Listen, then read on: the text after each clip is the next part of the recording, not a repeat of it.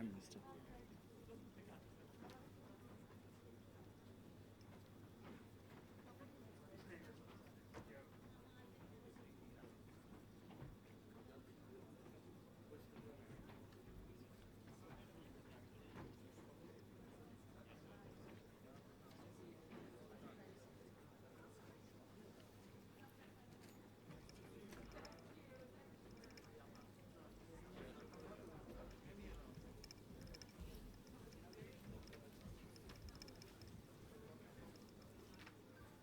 Well, it's how these things go. It's very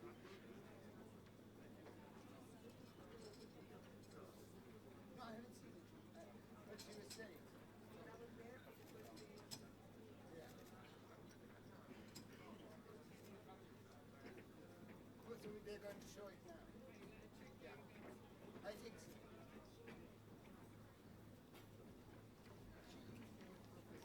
She works. Yeah.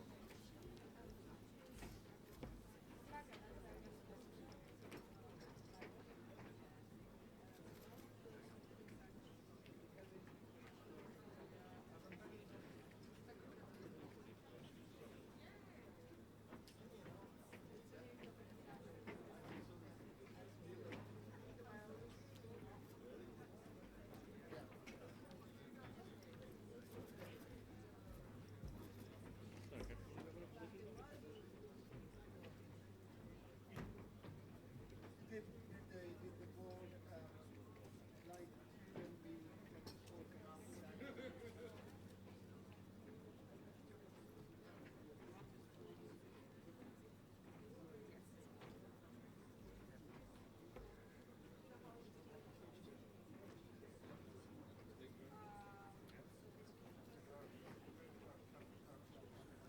And hello, it was very nice to meet you. Matthew.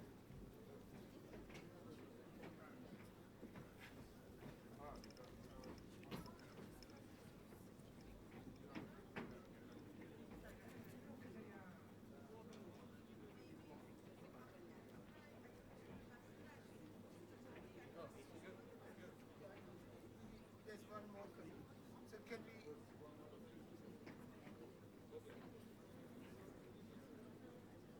So we should ask her.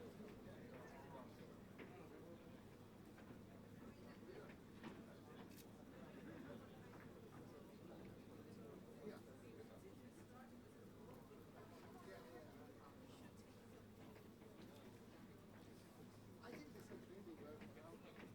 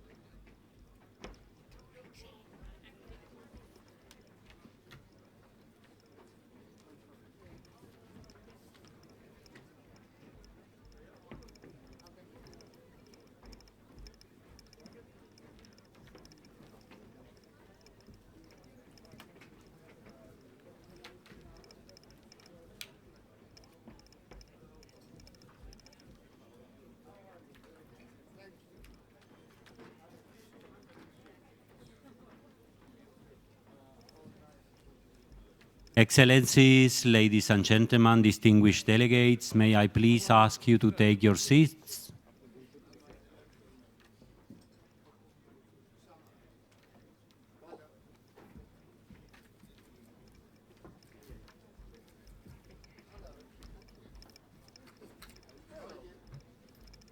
How are you, Secretary General? Great to see you. Great to see you. Thank you so much.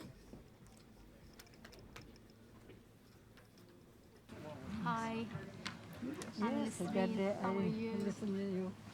That day you will Thank you speak very after much. Secretary General. Yes, thank you for having me today. CEO Mr. Khan. You are a strong woman, and I'm very humbled to be with you in this session.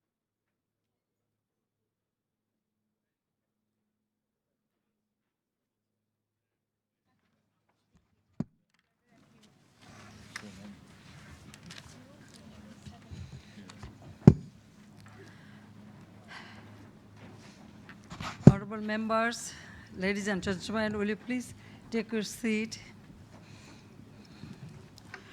Well, honorable heads of state government, of CVF members, observer partners, His Excellency Mr. Antonio Guterres, Secretary General of the United Nations, Mr. There is a-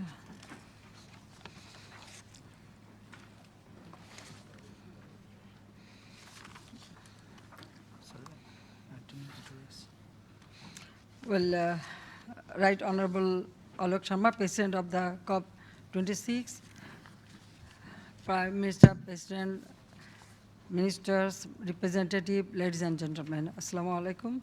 Good afternoon to you all. Excellencies, distinguished participants, I would like to extend a very warm welcome to you all to the Climate Vulnerable Forum CVF Leaders Dialogue. The members of the CVF are among the countries most affected by the adverse impacts of climate change. This is despite us having any historical role or responsibility for this crisis.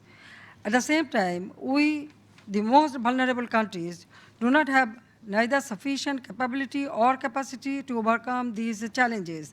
This unfortunate dilemma, and for survival, we have been sworn to adopt measures on our own to face the devastating consequences of climate change. For instance, we in Bangladesh have launched a Mujib Climate Prosperity Plan named in honor of our father of the nation, Bangabandhu Sheikh Mujibur Rahman. This plan is set to guide our development path through a low-carbon strategy. Other 37 CVF members will likewise develop their own such plans or climate resilience to achieve climate prosperity. Distinguished leaders, however, effective action plan will not be possible without adequate, sustained, and flexible climate finance. It is therefore sad and disappointing that till now, the major greenhouse gas emitting countries have failed to deliver their promised annual $100 billion. Therefore, faced with existential threat of climate change, we, the CVF members at this COP, demand and developed countries provide a delivery plan of the total $500 billion for each of the entire 5-year period from 2020 to 2024 with a 50-50 ratio between adaptation and mitigation. Excellencies, we have also come up with a climate emergency pact. This pact addressed the climate finance delivery plan. It also asks for raising of ambition at every single COP, especially from the major pollution emitting nations. This will ensure continuous progress so that the temperature rise is contained within 1.5 degrees Celsius. We call upon the presidency of COP26 and the members of the UNFCCC to adopt the Climate Emergency Pact as a part of COP26 declaration. This dialogue will consider the entire work of the forum and deliver a CVF Dhaka Glasgow declaration for adaptation at the close of today's event. Prepared through regional and global consultation and dialogue among CVF members, observers, and partners, the Dhaka Glasgow Declaration of the CVF reflects the interests, efforts, and expectations of the member for COP26 and beyond. Moreover, many observers have expressed their interest for membership of the CVF. Therefore, CVF will also examine the new membership nomination during these dialogues. And thank you very much, Excellency, for your presence here. And now I am pleased to invite His Excellency, Mr. Antonio Guterres, the Secretary General of the United Nations, to deliver his statement. Excellency, you have the floor. We want to listen from you. I must say I feel embarrassed to know if I should say Your Excellency Sheikh Hasina or my dear friend Sheikh Hasina. But I think both things are true. And it's an enormous pleasure to be here with you.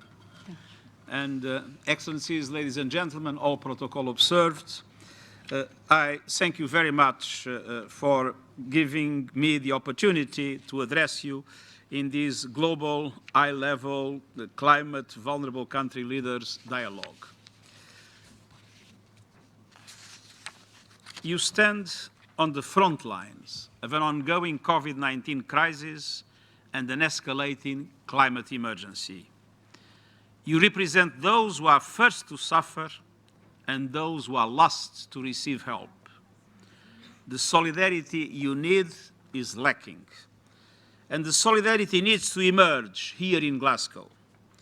We simply must do more to protect vulnerable people and communities from the clear and present dangers of climate change. First, adaptation works. Early warning systems save lives. Climate-smart agriculture and infrastructure save jobs. And that is why I will repeat that all donors must allocate half their climate finance to adaptation. And public and multilateral development banks and their shareholders should do the same. Currently, just a quarter of climate finance flows towards adaptation, a mere $20.1 billion US. It is estimated that the adaptation costs to developing countries could rise to as much as $300 billion a year by 2030. Which brings me to my second point, finance. The $100 billion US a year climate finance commitment in support of developing countries must become a 100 billion climate finance reality. Developed countries have presented their delivery plan for $100 billion goal. But this target will only be met in 2023 and be compensated with additional funding later. I compare this meager sum with the trillions being spent on COVID-19 recovered by developed countries. Advanced economies are investing nearly 28% of their gross domestic product into economic recovery. For middle-income countries, that number falls to 6.5%, and for the least developed countries, it's less than 2% of a much smaller amount. Vulnerable countries must have faster and easier access to finance. We must reduce red tape, increase eligibility thresholds to official development assistance, and offer debt relief for low and middle-income countries. And I urge the developed world to accelerate delivery on $100 billion to rebuild trust. Vulnerable countries need it for adaptation and for mitigation. Vulnerable countries are not the cause of climate disruption, but many of you are doing as much as you can to mitigate it, and I applaud you for that. You are showing that we must all fight together to limit global warming to 1.5 degrees. We now know that the present nationally determined contributions are grossly insufficient and would result to a catastrophic temperature rise of more than 2%, even if it's difficult to calculate with all the recent announcements that were made. It was, as you remember, 2.7 degrees, sorry, not percent, degrees Celsius, was 2.7 degrees Celsius when the last reports were published. So we need significantly more ambition from G20 nations who collectively account for 80% of carbon pollution. And this ambition must be reflected in their NDCs. The battle to keep 1.5 alive will be won or lost during this decade. I support the Climate Vulnerable Forum Climate Emergency Pact call for the COP26 outcome on both mitigation and finance. Every country and region must commit to net zero emissions and pursue concrete and credible near-term targets. This is how we will keep 1.5 degrees alive. And that is the only viable future for humanity. I urge the Climate Vulnerable Forum to continue to serve as the custodians of climate ambition, and I thank you.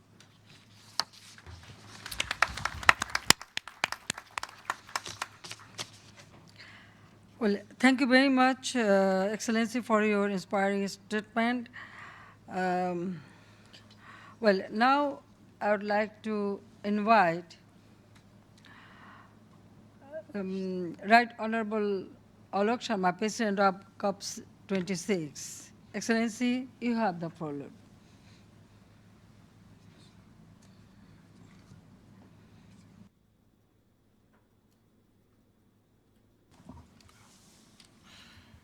Well, good afternoon to everyone, and it's a pleasure to join you. And thank you to Her Excellency Sheikh Hasina for organizing this meeting and for such a warm welcome when I visited Bangladesh in June. Friends, we know that COVID-19 has changed all our lives and continues to cause devastation. So I'm really very grateful to all of you for making the journey here in such difficult circumstances. This forum is vital for amplifying the voices of those countries on the front line of climate change. And the discussions that I've had with many of you have greatly enriched my COP presidency.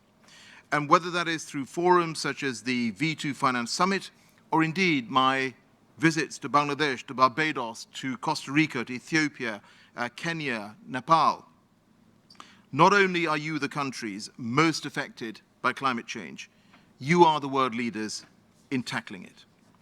Countries like Barbados and the Maldives will be fossil fuel free by 2030.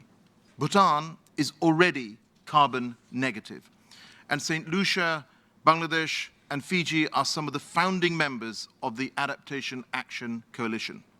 And that is why, in my last major speech ahead of COP, I urged world leaders to follow your lead. And it is why I believe that you have the moral authority when you call on the big emitters to act, which I very much hope you will continue to do so over these vital 2 weeks.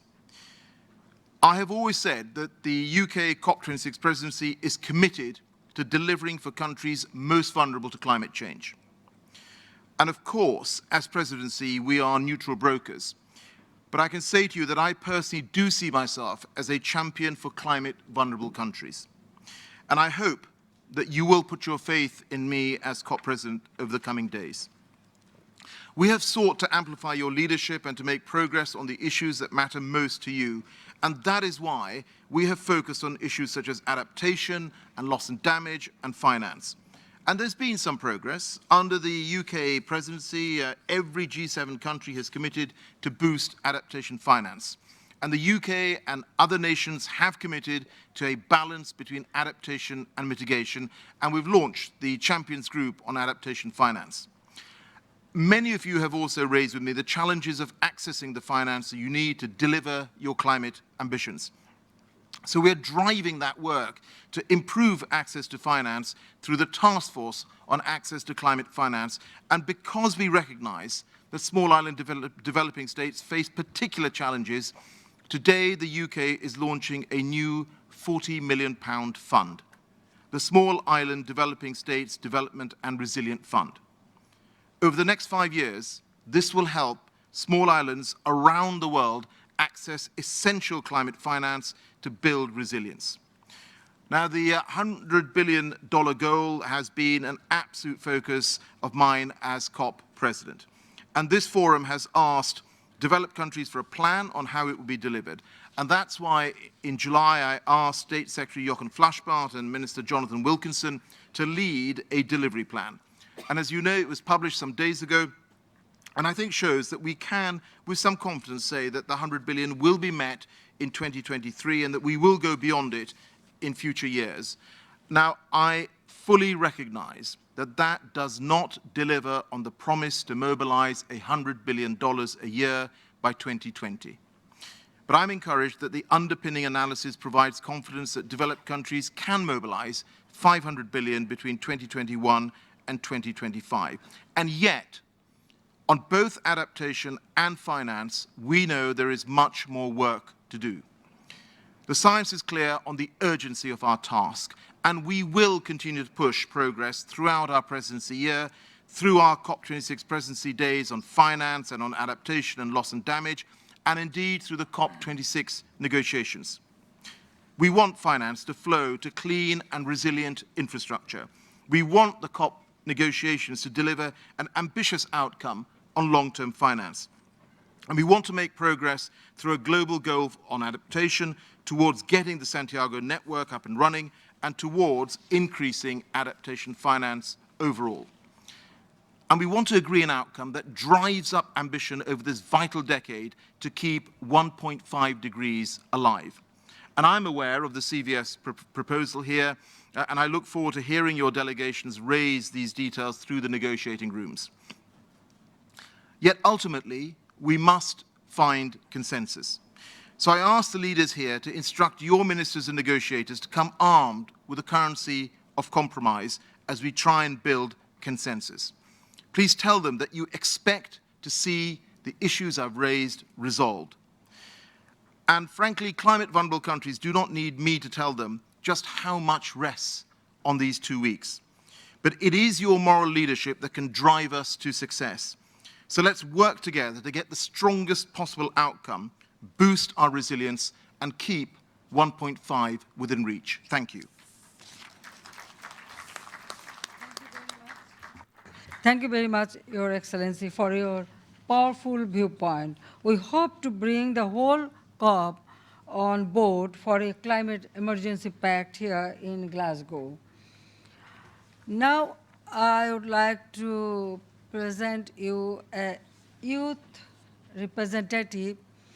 She represents 47% of youth. She is Nisreen. So, floor is yours. They are And the present. yeah, 47% representative. Yes. Thank you for naming me the 47. It's by far easier than remembering the name Nisreen. Well, vulnerability is a big, small word, but it means a big things. Vulnerability is so different and so differentiated between countries, even in one country, between areas, and of course between genders and different age groups. And just to prove some of the points I'm going to make in my speech, I will need your reactions as an audience too with me, if you may. Okay, first of all, if you are under the age of 30, please raise your hand. If you are under the age of 30, so 29, 28, 27. Okay, we are 2 in the room. And behind me, okay, 3 in the room. 4, oh, some of the technical committee, nice, 5. So we are 5, 6. Okay, we are 6 in a room that have more than 50 present here. Another vulnerability, if you are a female, please raise your hand also. 6, 7, 8, 9, 10, 11, 12, 13, 14, and 15, 16, 17 with the Prime Minister. We can count her 10, so 27. Yes. So having 17 or 18 presence of females in a room that have more than, yes, yes, true. Yeah, in a room that have more than 60 is also a vulnerability. Actually, vulnerabilities doesn't end in these closed rooms. It continues in the negotiations, it continues in flights, it continues when we reach the country, it continues in accessing education, it continues in accessing health services. Vulnerability is a translation for inequalities. And inequalities is representation to what the basic convention, change convention was based on, which is historical responsibility plus common and shared responsibilities. If we did not really take care of these two values that we actually are here because of, and if we did not really consider the different needs of the different continents, different countries, and different regions, even within the country, then we are not doing good enough. Earlier, someone asked me, what is your goal? And I said, my goal is to make the most vulnerable just vulnerable. And then they asked me why. I said because we are talking about building resilient communities, yet we don't have enough finance for that, we don't have enough political will for that, we don't have enough technology for that. And dreaming about resilient community without of these tools that actually enables us to reach this resilient community is not going to happen only in a utopian world that we don't live in, actually. A lot of people call this climate anxiety, which they say, young people always shout, there is nothing enough, not enough, what you're doing is not enough. This is not climate anxiety, ladies and gentlemen. This is climate reality. This is the reality we are living in. This is a reality I see every time I walk in the street in my house, in my homeland in Sudan. This is the reality where the whole world was in lockdown inside of their houses. More than 800,000 of the Sudanese population had to stay outside, not because they wanted to, not because we don't have COVID, but because their houses were rifted by floods. In 2020 alone, more than 11 African countries announced severe floods. And for some reason, which is called climate change, this year, 2021, more than 7 countries in Africa announced drought. So, ladies and gentlemen, we are going in by far worse situation than we were in back in 2015 when we had the Paris Agreement, or even back in 1992 when we had the Earth Summit. The only way of getting out of this situation is by actions, and not only any actions, target-oriented actions. We need to have reducing emissions by X amount. If we did not succeed reaching the X amount, this is a failure. And we need to name things as it is. We need to mobilize X amount of climate finance. If we failed to mobilize these resources, then it's also a failure. And I realized that we are talking about future generation, and you are talking about us as future generation, but very soon, someone else is going to be talking about us, the future generation, as the previous generation.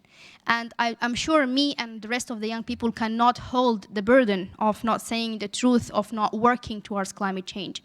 Can you hold this burden? If not, let's work together. We are ready to work with you all to have a better life, a better future for all of us. Thank you very much.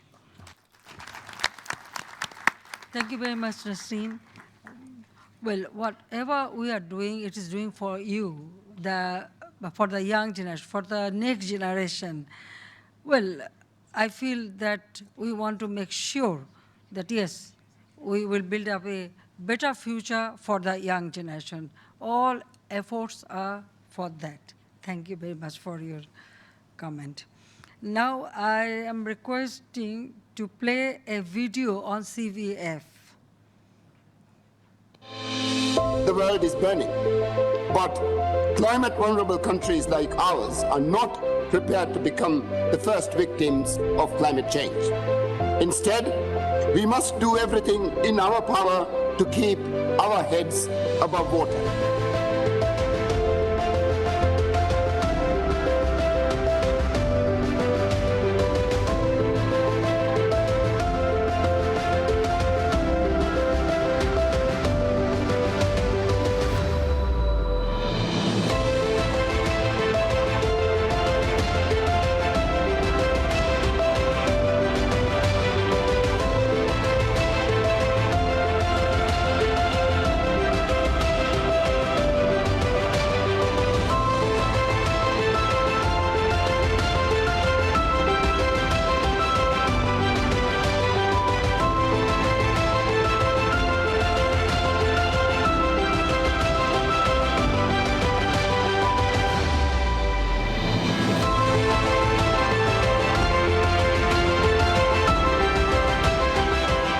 1.5 degrees centigrade limit. This is a clear point of no return.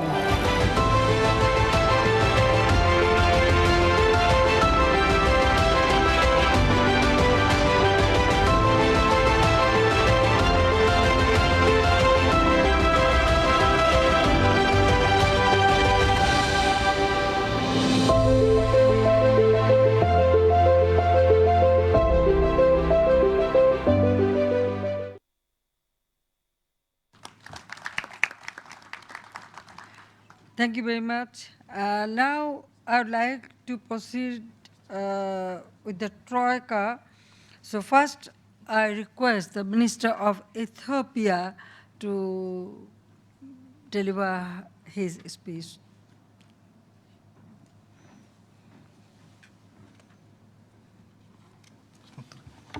Thank you very much, Moderator. Your Excellency Sheikh Hasina, Prime Minister of Bangladesh, Your Excellency Antonio Guterres, Secretary General of the United Nations, Excellencies and distinguished leaders who are able to join us today's Climate Vulnerable Forum Leaders Dialogue, ladies and gentlemen. I would like to extend my warm welcome and greetings to you all. I am Fikadu Bayene, Commissioner for Environment and Forest and Climate Change of Ethiopia, and I'm delighted to be joining you all as a Troika member of the CVF. We are at a pivotal point in the world history. The world is watching, and the current and the future generations are counting on our leadership to save our only planet from a human-induced climate catastrophe. As leaders of the CVF members, we are gathered here to articulate our global priorities at COP26 and also promote ambition in climate action. We need to ensure that the outcomes of the COP26 are well aligned with our priorities and echo the voice and concern of our people in the global south as we embark on COP26 negotiations. Ethiopia, like other CVF member states, is highly vulnerable to the impacts of climate change due to its dependency on rain-fed agriculture and natural resources, as well as its low adaptive capacity to absorb climate change-induced shocks. Despite daunting challenges posed by the COVID-19 pandemic, Ethiopia has formally submitted an update to its enhanced NDC on July 23, 2021, which includes a target to reduce our emission by almost 69% on 2010 level by 2030 compared to the business as usual scenario, as well as more detailed adaptation interventions.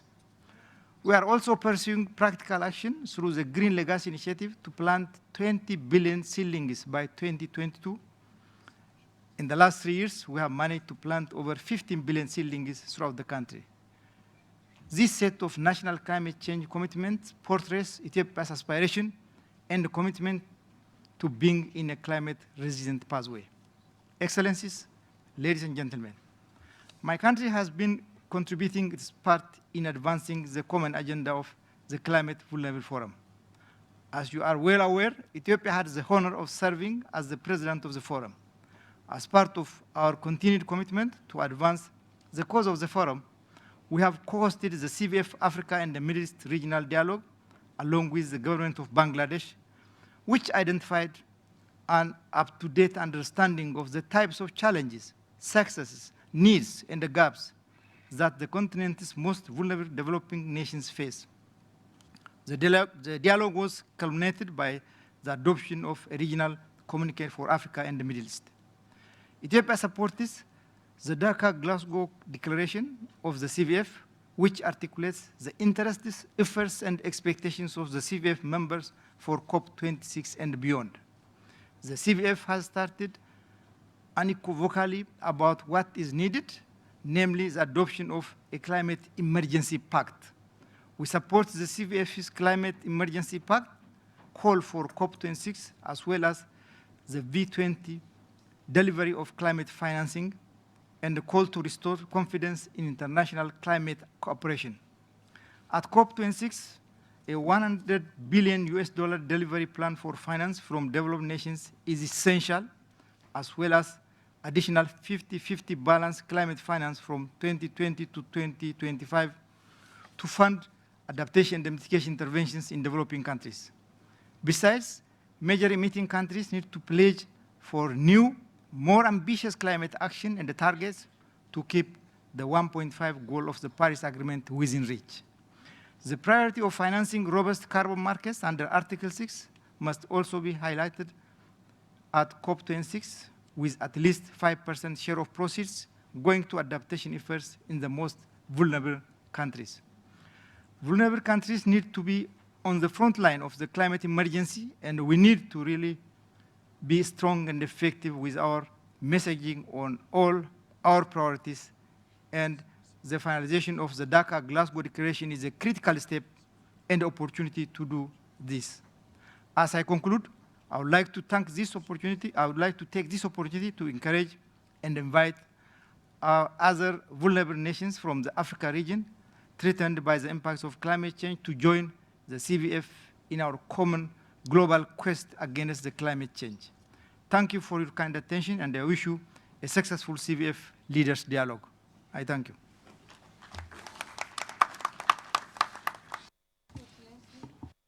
Thank you, Excellency, for your encouraging statement. Now I would like to invite Minister of Marshall Islands.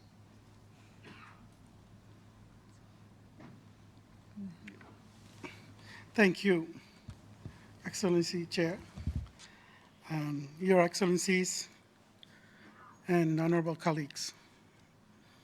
I'm very honored to be here this evening with you. With each passing COP, the situation of our countries becomes more precarious. And with this passing COP, we get closer to the 1.5 Celsius threshold at which our future becomes more uncertain and very inhospitable as we look forward to it. We therefore must ensure that COP26 is a landmark success, and the Dhaka Glasgow CVF declaration helps to lead us in that very optimistic and positive direction. The Climate Emergency Pact proposed in the declaration underscores the need for urgent and collective action. And so we call for the support of the world's major emitters and the G20 to align their NDCs within a 1.5 trajectory prior to 2025. For our collective good, they must continue to review and bolster their NDCs annually.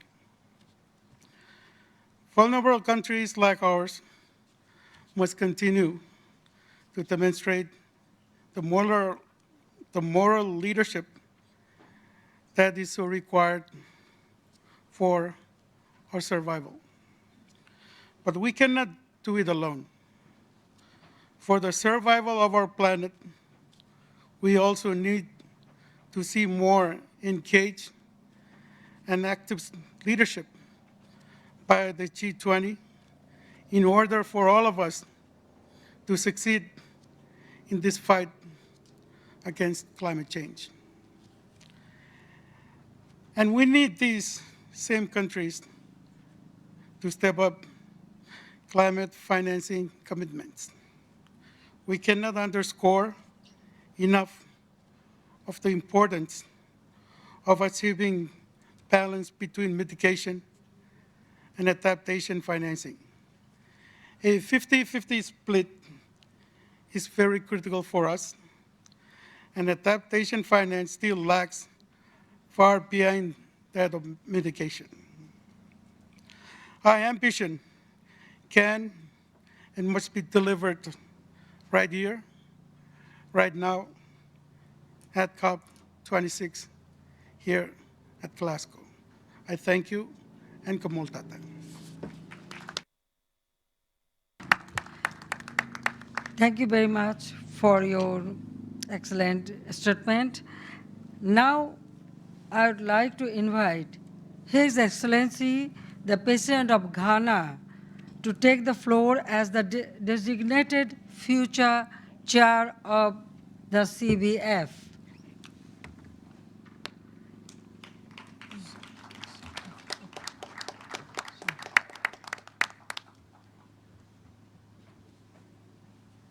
কোথায় উনি? ওনাকে এখানে আসলে কথা, হ্যাঁ। Thank you.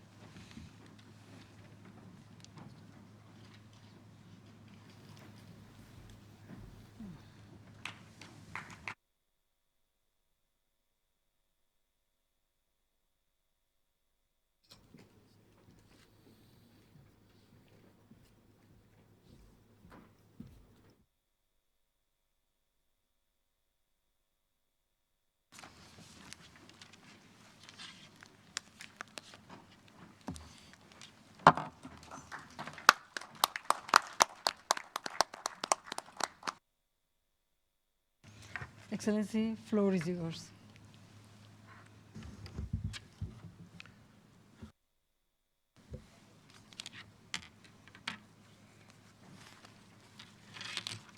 Her Excellency, the Prime Minister of Bangladesh, Excellencies present, all protocol observed. My name is Dr. Honorable Henry Kwabena Kukufu, the Chief Executive Officer of the Environmental Protection Agency of Ghana. And I stand in for my President, Nana Addo Dankwa Akufo-Addo, President of the Republic of Ghana. Good afternoon, colleagues. Representatives of the parties to the UNFCCC and Paris Agreement, distinguished delegates of climate vulnerable countries, ladies and gentlemen, I take the pleasure on behalf of the President and the people of Ghana to address this high-level climate vulnerable forum, Leaders Dialogue at COP26.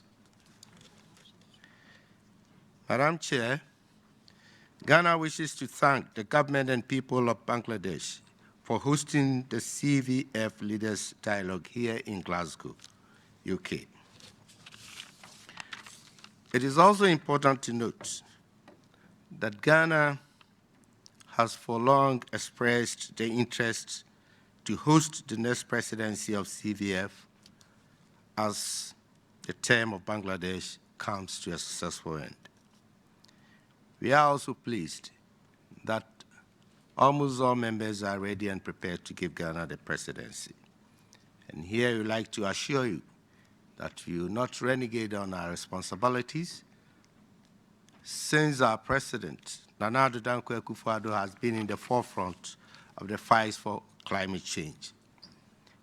And it is important again to note that he has been a co-chair of the eminent group of advocates for SDGs, the very eminent committee of the Secretary General of UN.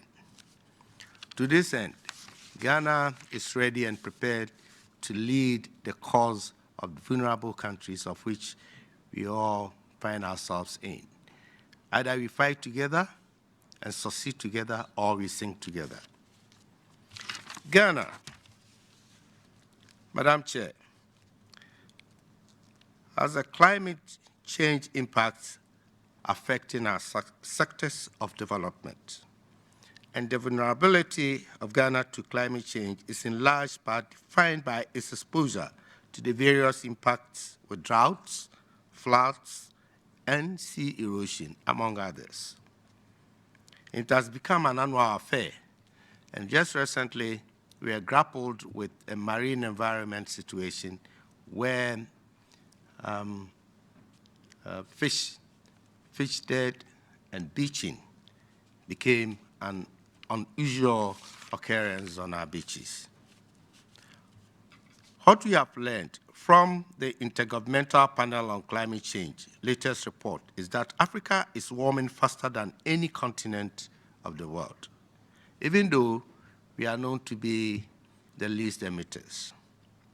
In this respect, Ghana stands with a common position of the African Group and Climate Vulnerable Forum that major emitters come with additional ambition in this COP26 to further reduce their emission levels. As is the only measure that could give the vulnerable nations hope to keep the temperature increase by 1.5 degrees Celsius by 2030. Additionally, because we are already living inside a worsening climate emergency, ambition raising must now encompass adaptation and not only mitigation. At this point, we add our voice to Madam Prime Minister's call for 50-50 share of adaptation and mitigation of climate finance. And here it is important that the battle is on two fronts, and we need to constantly accelerate adaptation action to keep us safe, given that mitigation is being given more attention than adaptation. We wish to add our voice to the call that developed countries should have a delivery plan for the promise of the annual $100 billion Paris Agreement implementation budget. And this one is very important and dear to all of us because that pledge needs to be redeemed if we are to go forward to financing and funding climate-smart projects within our various countries. This would give all countries the confidence that resources will be available to support their mission ambition. Ladies and gentlemen, Ghana, like many developing nations, is already taking steps to address the negative impacts of climate change. In view of the indispensable risks climate change poses to realization of long-term development objectives, our country has decided to tackle it head-on by developing an ambitious multi-sectorial plan that will allow us to achieve our national goals towards the contributing to the Paris Agreement. I appreciate everyone's time and consideration. Madam Chair, thank you very much for your attention. Thank you very much, Honorable Designated Future Chair of CVF. I can assure you that you will get all our support during your tenure. So Bangladesh will be always with you, and also all the members of CVF. So we'll go together to make a better future for our people. Now I'm pleased to turn to the CVF thematic ambassadors. I would like to begin by inviting the CVF thematic ambassador for ambition, His Excellency Mr. Mohammad Nasheed, also Speaker of the People's Majlis of the Maldives. Excellency, you have the floor. Yeah, please. You want to come to?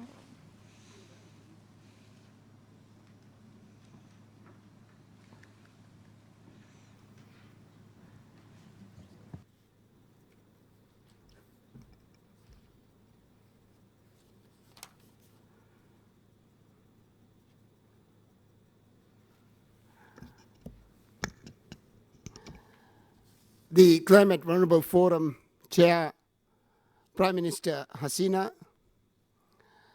Excellencies, ladies and gentlemen, it's a great pleasure to be here. This is a very, very long journey. I know that this is the 26th COP, and we are still talking while the planet is burning.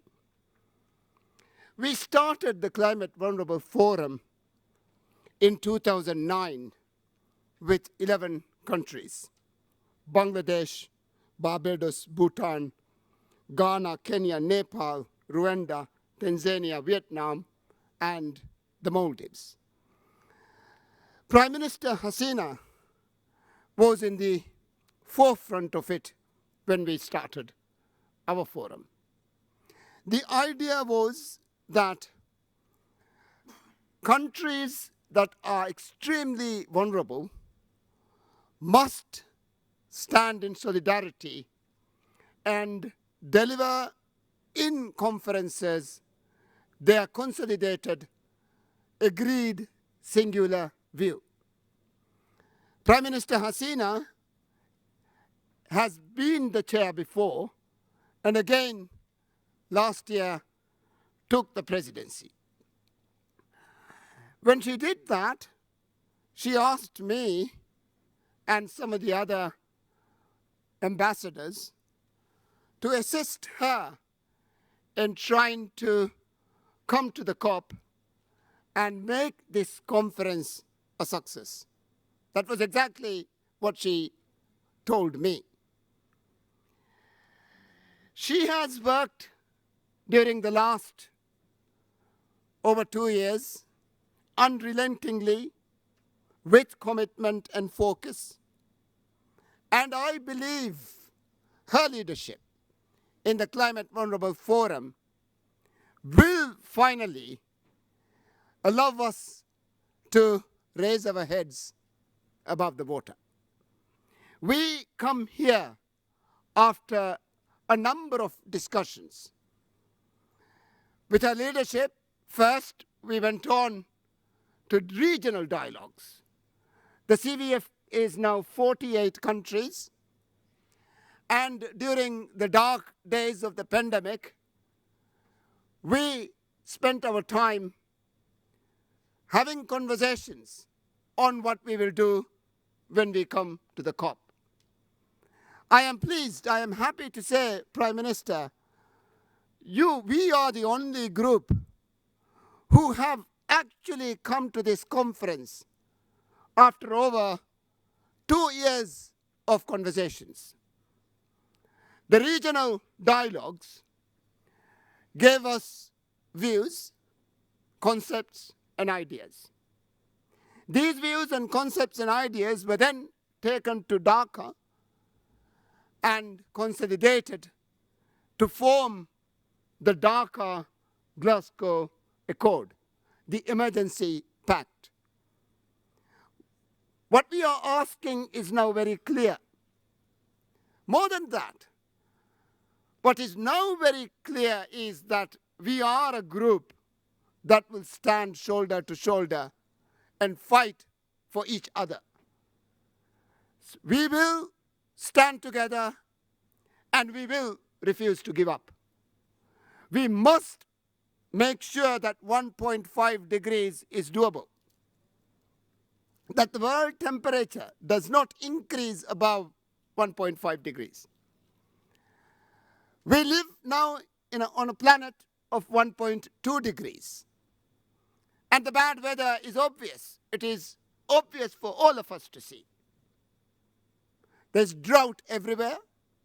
There's floods everywhere. The tundra is burning. There is havoc and disaster for us to see every day.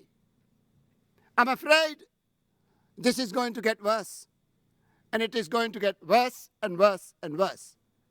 It is extremely naive for political leaders to say that they want to save their people's jobs, and that is why they want to run a fossil fuel industry. It is the height of naivety. You will not save these jobs. You will be drowned with all of us. It's not just the climate vulnerable countries. Everyone now is vulnerable. It's not just the nations. We are not talking about little countries, little islands in the middle of the Indian Ocean.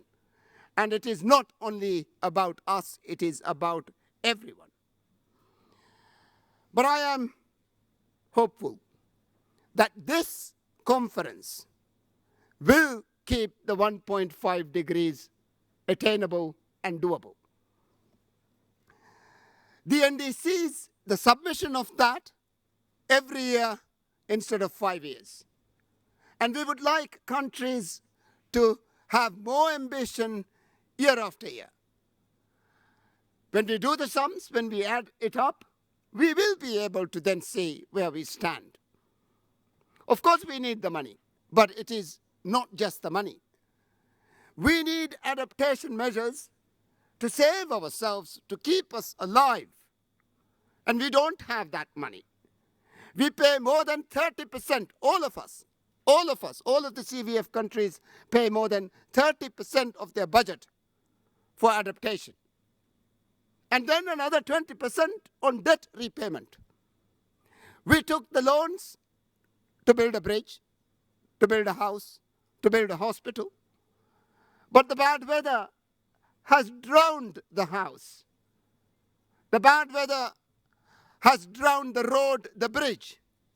The assets that we created through the loan is now stranded. How then can we pay it back? If there is no Maldives, you certainly can't expect the Maldives to pay back its loan. The CVF is asking for debt restructuring and the 100 billion. 100 billion, even when you pledge, this was pledged in 2009. My mentor, the Prime Minister Hasina, was there in 2009 in Copenhagen when rich countries said that they will pay the money. This is 23.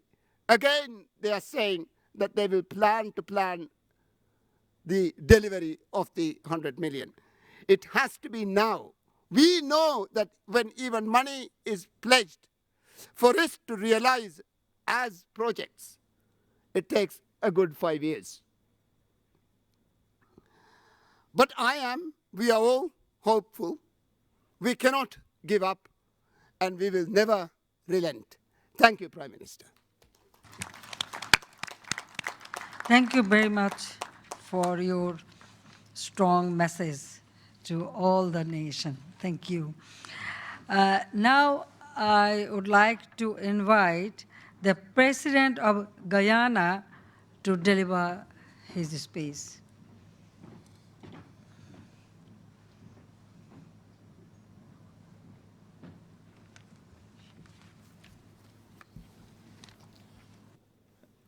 Excellencies, ladies and gentlemen, I'm pleased to be joining this high-level climate vulnerable forum. Our planet is ailing. Human activity continues to pollute our land and contaminate our waterways, while heat-trapping greenhouse gases are warming the planet. Global temperatures are fast approaching a doomsday scenario. Our planet, in turn, is revolting. Rising sea levels and extreme weather events are among its most rebellious eruptions. For climate-vulnerable states, particularly small island developing and low-lying coastal states, the adverse effects of climate change are inflicting death, destruction, and pain. But even worse, is threatening our very existence. Climate-vulnerable states can be viewed through this lens, which emphasizes our vulnerabilities, but we can also be viewed through another lens, one which highlights our ambitions. Small island developing and low-lying coastal states are not lacking in ambition. Many of us are already punching above our weight in response to the climate crisis. We are the least contributors to climate change, yet we are making impactful contributions to mitigating the adverse effects of climate change through the ecosystem and climate services which our forests provide, and through the decarbonization of our economies. No, we are not lacking in ambition. What constrains us is our ability to realize our ambitions. The Dhaka Glasgow Declaration, which we'll adopt today, is an unambiguous manifestation of our commitment to realize those ambitions. However, we cannot do so given the present barriers which obstruct and constrain our efforts. If these barriers persist, then they will derail our actionable timeline in achieving not only ours, but the global climate change targets. This is why we have called for all the measures which are incorporated in the declaration, including the Climate Emergency Pact and helping with climate prosperity plans to be implemented. In Guyana, we have experience of climate prosperity plans dating back in 2009, when we were among the first developing countries to formulate a low-carbon development strategy. Just last week, we launched a consultative process aimed at expanding our low-carbon development strategy. This strategy, when finalized, will articulate our vision to 2030. Guyana will decarbonize its economy and will invest in a suite of low-carbon opportunities and jobs while maintaining our standing forests, which is almost as big as England and Scotland combined. Our expansive forests are a global asset and store more than 20 gigatons of carbon. They preserve priceless biodiversity and provide sustainable livelihoods for our people. We'll continue to adopt an inclusive approach to the sustainable management of our forests, biodiversity, and freshwater supplies. We will slash emissions further by transitioning towards cleaner sources of energy. Yes, we are vulnerable, but we are not helpless or without hope. We are taking decisive action to ramp up and realize these ambitions. But without the critical support, financial and technological, our best and noblest of ambitions will all flounder. The Glasgow-Dhaka Declaration is a proclamation of our commitment to being impactful in ending the climate crisis. I welcome it and endorse it. On an ending note, Madam Chair, over the last 2 days, I've heard various numbers being announced in terms of the 100 billion pledge. And I want to sound a danger with the manipulation of these numbers in a $100 billion pledge. What we are seeing is actually a reclassification of development financing that was already there, many of which had a very small component to deal with climate change. Maybe a school with a solar system to produce the water, but now the entire loan is classified, or the entire grant is classified as part of that $100 billion. That is the sense we are having, and we must guard against this. Those resources were never meant to be part of the $100 billion pledge. So there needs to be accountability, there needs to be transparency, and there needs to be a proper system that speaks directly to the pledges, where the pledges are coming from, and exactly the time frame that those pledges came in. With these words, I thank you sincerely, and I say to all of us, let us continue to battle strong. Let us continue to be hopeful, and hopefully the message will be heard. Thank you. Thank you very much, Honorable President, for your very strong and pragmatic statement. Now, I have the pleasure to invite the CVF Thematic Ambassador for Vulnerability, Ms. Saima Wazid, to take the floor. Ms. Saima, you have the floor. Want to come?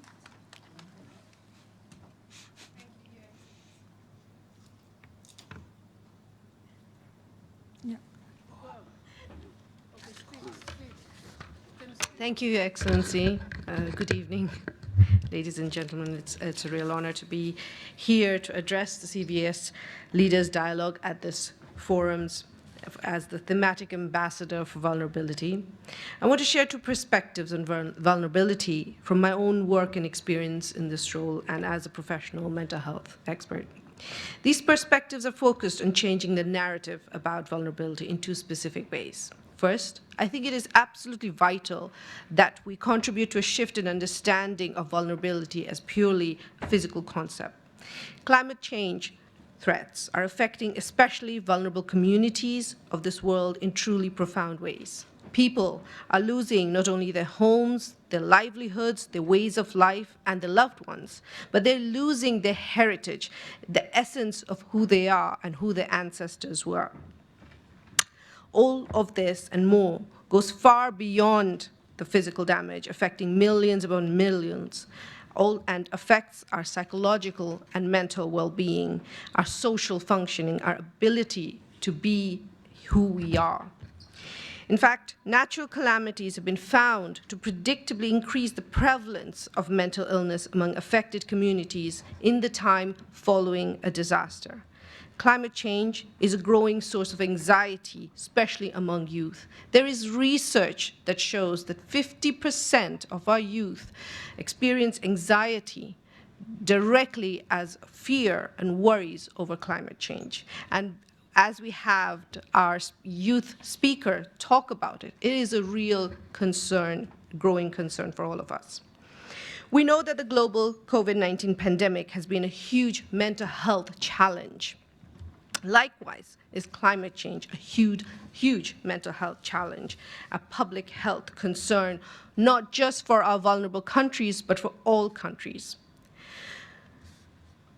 The sooner we wake up to this crisis and address it, the sooner we will realize the full scope of what is at stake and take effective action in order to respond to it. Secondly, think it is equally vital that we rethink and reframe the concept of victimhood, of vulnerability. The CVF countries and the people, the millions of people who live and are affected by climate change are vulnerable, but they are also resilient.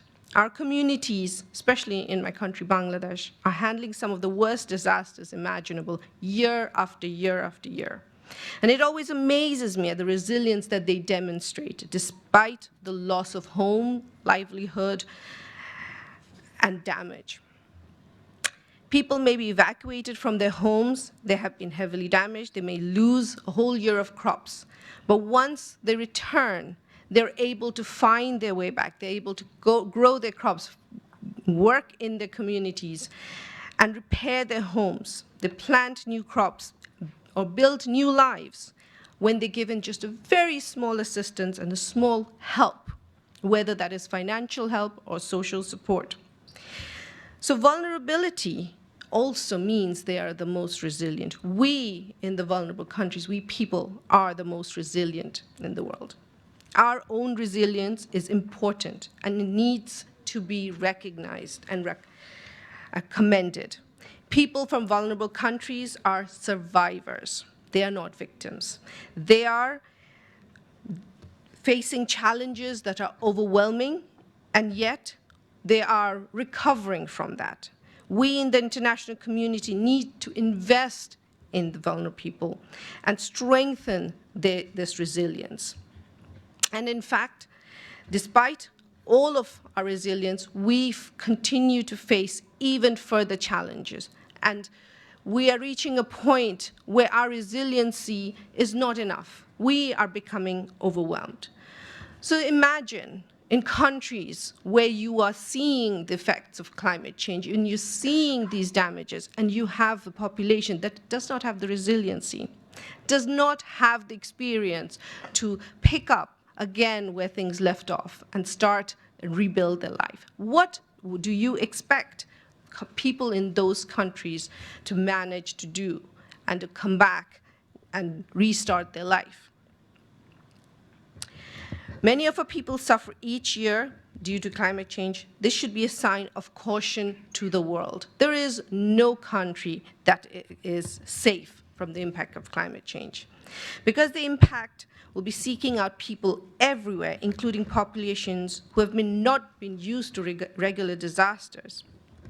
Our highly resilient populations are becoming overwhelmed, and these same overwhelming impacts are the ones that will be in everyone's doorstep. I hope that these perspectives will stir us into action and boost us to help replicate our strengths, help the CVF leaders take this message and the message and experience of our people to the next level. And I commend our leaders today and many of the speakers talking about our impact and effective action and showing direction. I especially love the term that we are really the moral compass of the event that we are here for, the COP26, because we truly know what it is like and we can show the way how to do it better. Thank you so much. Thank you very much, Sema, for your comment. Of course, we all are with vulnerable people. We will do our best for that. Now, I would like to invite Mr. Tosi Manu, Ambassador for Renewable Energy. Mr. Manu, you have the floor.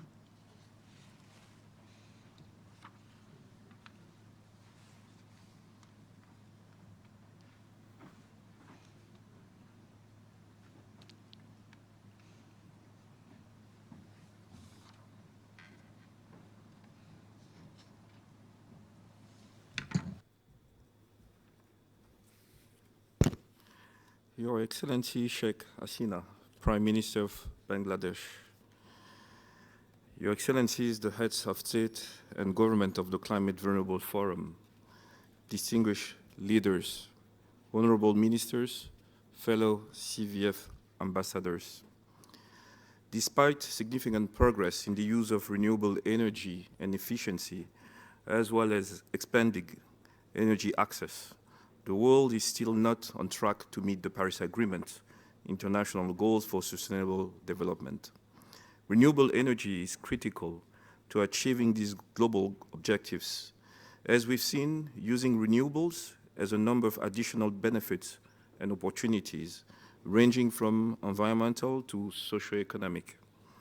Efficient use of power and renewable energy brings cost competitiveness and has been an important job creator.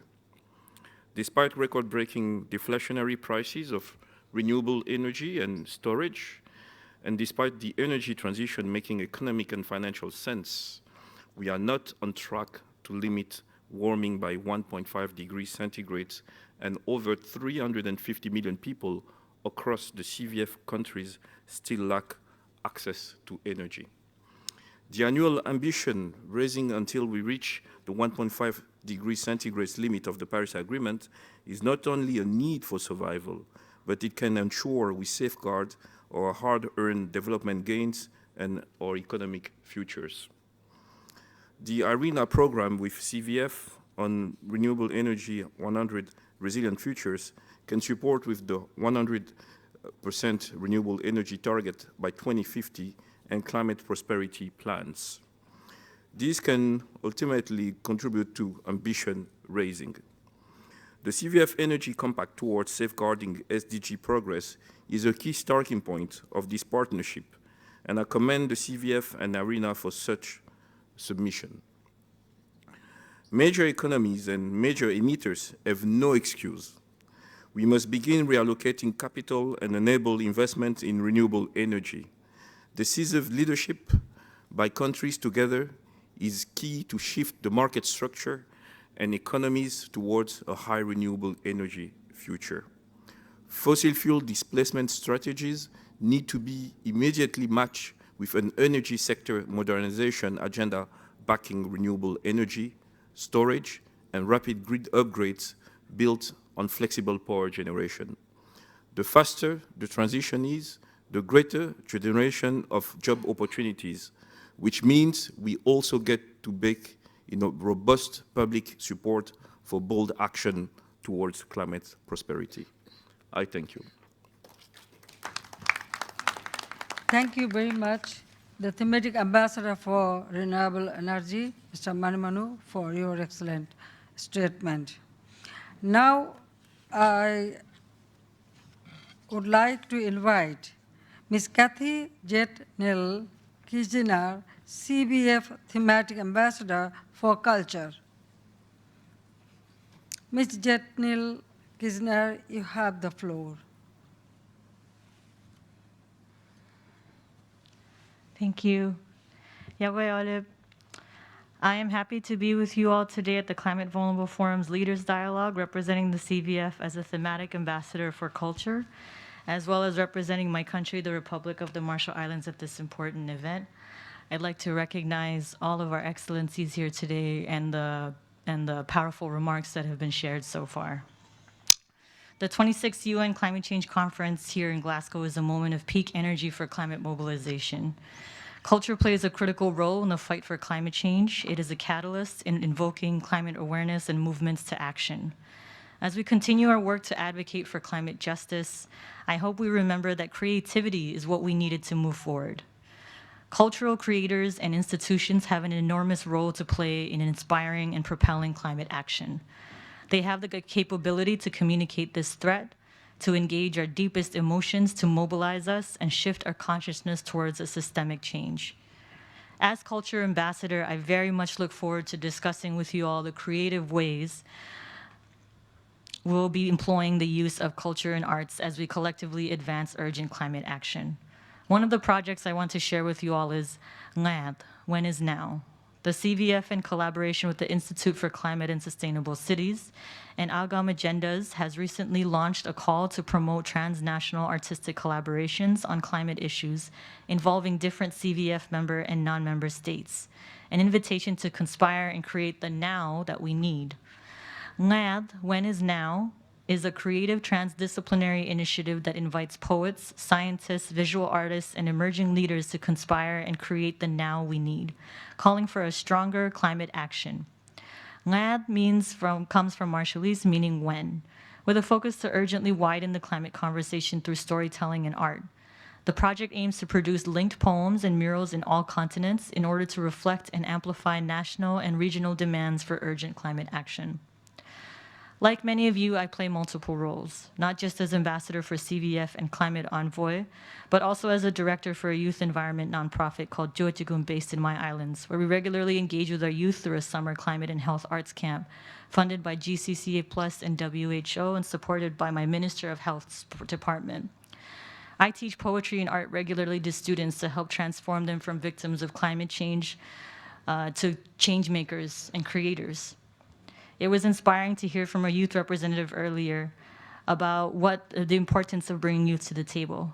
With this in mind, the Marshall Islands have brought youth to the table on multiple platforms, and also through leading our community consultations for the development of our National Adaptation Plan, who are incorporating art workshops into these workshops as a way of collecting and engaging with the youth of different islands and communities to make sure that their voices are heard. I also like to think that at 33, I'm youth adjacent.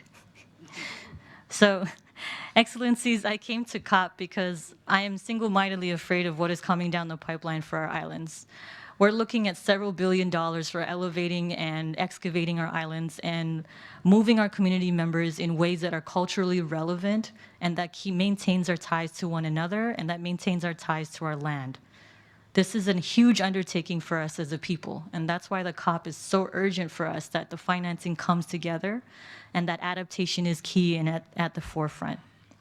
It is time we use our voices to lift up people's lived experiences of the climate crisis, and I urge all the CVF leaders to connect us with the poets and visual artists in your country to contribute new poems and imagery, assist in the process of creating murals in your country, and promote the When Is Now project through your networks and social media.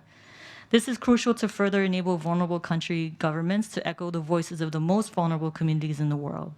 I also urge you to raise your voices with your ministries of culture to help enable other officials to inspire and encourage bolder action among citizens while fostering a deeper sense of accountability for tackling the climate crisis. A lot of times, art is seen as just a cherry on top, just a little bit of flourish that's added to the events.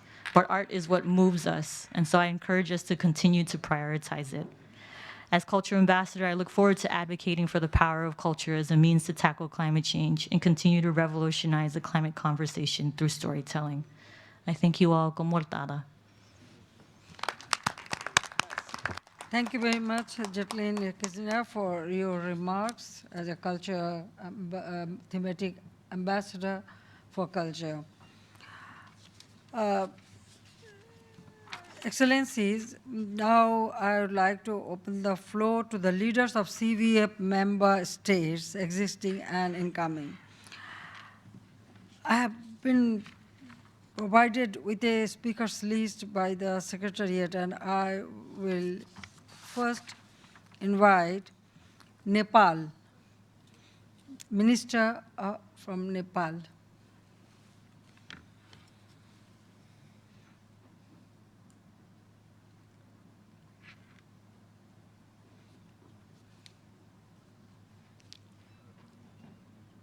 The Prime Minister of Nepal, please.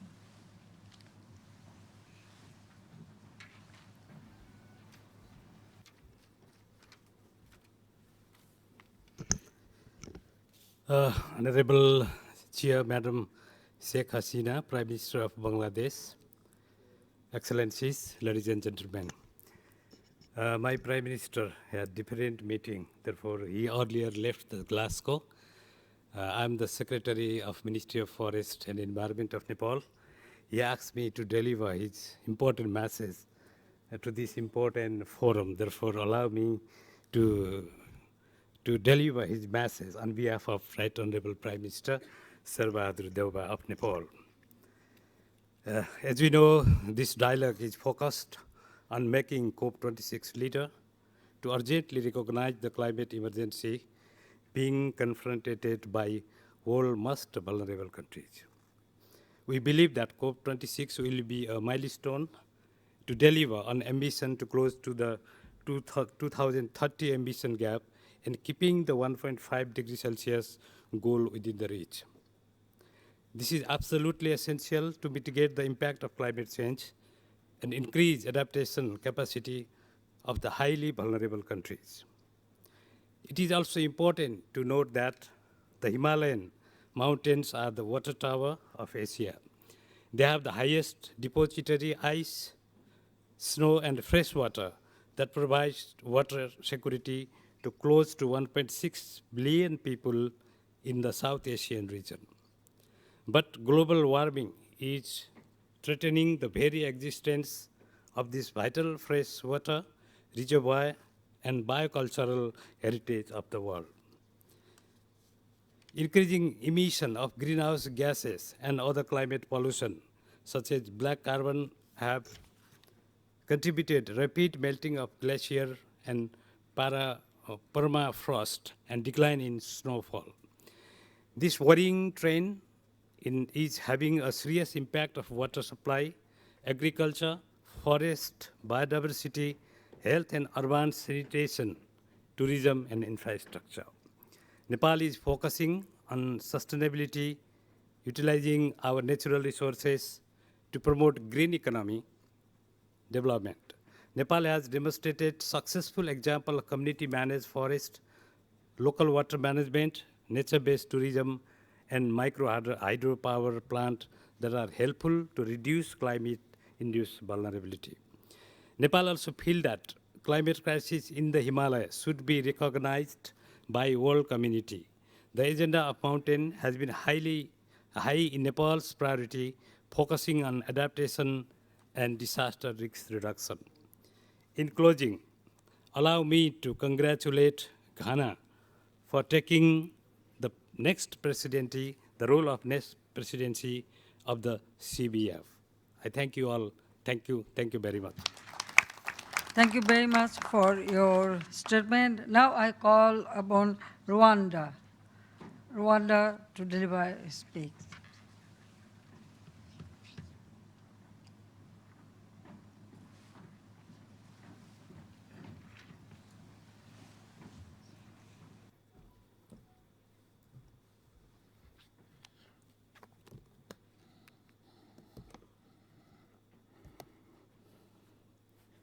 Thank you very much. Allow me first to express my appreciation and gratitude to Her Excellency Sheikh Hasina, the Prime Minister of Bangladesh, for hosting this first global high-level meeting of the Climate Vulnerable Forum. Since 2016, in sidelines of COP26, to discuss the global priorities of the most vulnerable nations to climate change. This global high-level meeting is very important. Is a very important way that it gives Climate Vulnerable Forum members the time to exchange and join their effort to climate action and to advocate for the COP26 to provide adequate decision to address adaptation needs for the 48 members of the CVF. The scientific consensus is that human-caused climate change increases the frequency and severity affecting every region of the Earth in different ways, and it was indicated by the first part of the 6th assessment report of the Intergovernmental Panel on Climate Change, IPCC, recently published, that there is going back from some change in the climate system, and the change we are experiencing will increase with further warming. It is unfortunate that the efforts being made by the parties to achieve the goal of Paris Agreement through their national determined contributions are not enough. This is bad news, of course, for CVF members, who will see their vulnerability also increasing. Unless there are immediate, rapid, and large-scale actions to reduce greenhouse gas emissions. We share the atmosphere, and the future is in our hands. Let's work together. Rwanda is committed to join the efforts with global community to combat climate change and achieve aspirations of Paris Agreement. Through the revised national determined contributions submitted to the Secretariat of the UNFCCC, Rwanda pledged to feature 38% of emission a reduction by 2030, with total investment of $11 billion US, including 5.3 billion USD for adaptation. For most vulnerable nations, the importance of adaptation in response to climate change is undeniable, and due consideration to building resilience is required to make sure that we are moving in the right way with no one left behind. I invite all countries, especially countries with high emissions, to take significant steps to deliver the transformative action to ensure that together we are heading to the right direction. I think the COVID-19 has taught us that unless we are together, we all will sink together.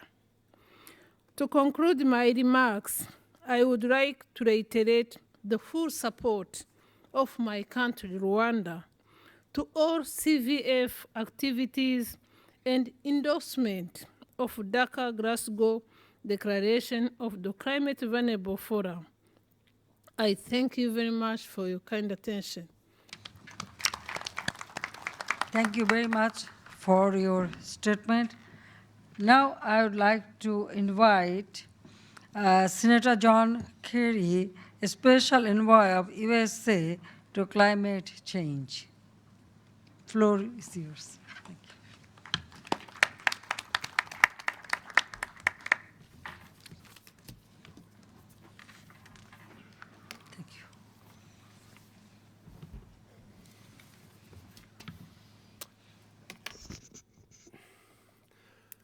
Sheikh Hasina, thank you so much, Madam Chair. It's a privilege for me to be here. And I just want to say to everybody, I apologize for both being late, but also for jumping in and speaking right away. But we just got notice that President Biden wants to meet with me. He's about to do a press conference before he leaves to head back to Washington to win the budget that he's trying to get. But I want to begin by thanking Sheikh Hasina so much for her leadership of the Climate Vulnerable Nations Forum. But I had the privilege of participating in the July summit, the Climate Vulnerables Finance Summit. And I also visited Bangladesh shortly after I started my role as Special Presidential Envoy. And I'm super delighted to be here, and I'll explain to you why in a moment. But I also want to express my congratulations to President Akufo-Addo of Ghana. We had the privilege of riding in the train to Washington from New York not so long ago. And we're delighted that he's going to assume the CVF presidency next year. I do want to celebrate especially the accomplishments that the CVF has made under Prime Minister Sheikh Hasina's leadership. She called the climate crisis exactly what it is, a planetary emergency. And she's done a terrific job, in our judgment, of ensuring that climate vulnerables' perspective is represented in global climate discussions. During her presidency, Bangladesh released its Mujib Climate Prosperity Plan, and that's the first prosperity plan of its kind. And I suspect I am accurate because I've been told this, that a number of you are already trying to figure out how do you put together your prosperity plans, and this may be really generating a certain kind of energy. So let me take the glasses off, put the paper away, and just look you in the eye and talk to you for a couple of minutes, if I may, from the heart and from the gut. I know the anger that you feel, and you should feel. Your lives are disrupted, your nations are at risk. Why? Because for a long time, the developed world and even some of the developing world has decided that they're going to pursue choices that carry huge risks. And it is clear now, through all of the evidence, we know what is causing the climate crisis, us, the choices we make.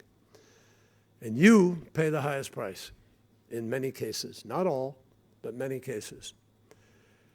So obviously, adaptation and resilience are just critical.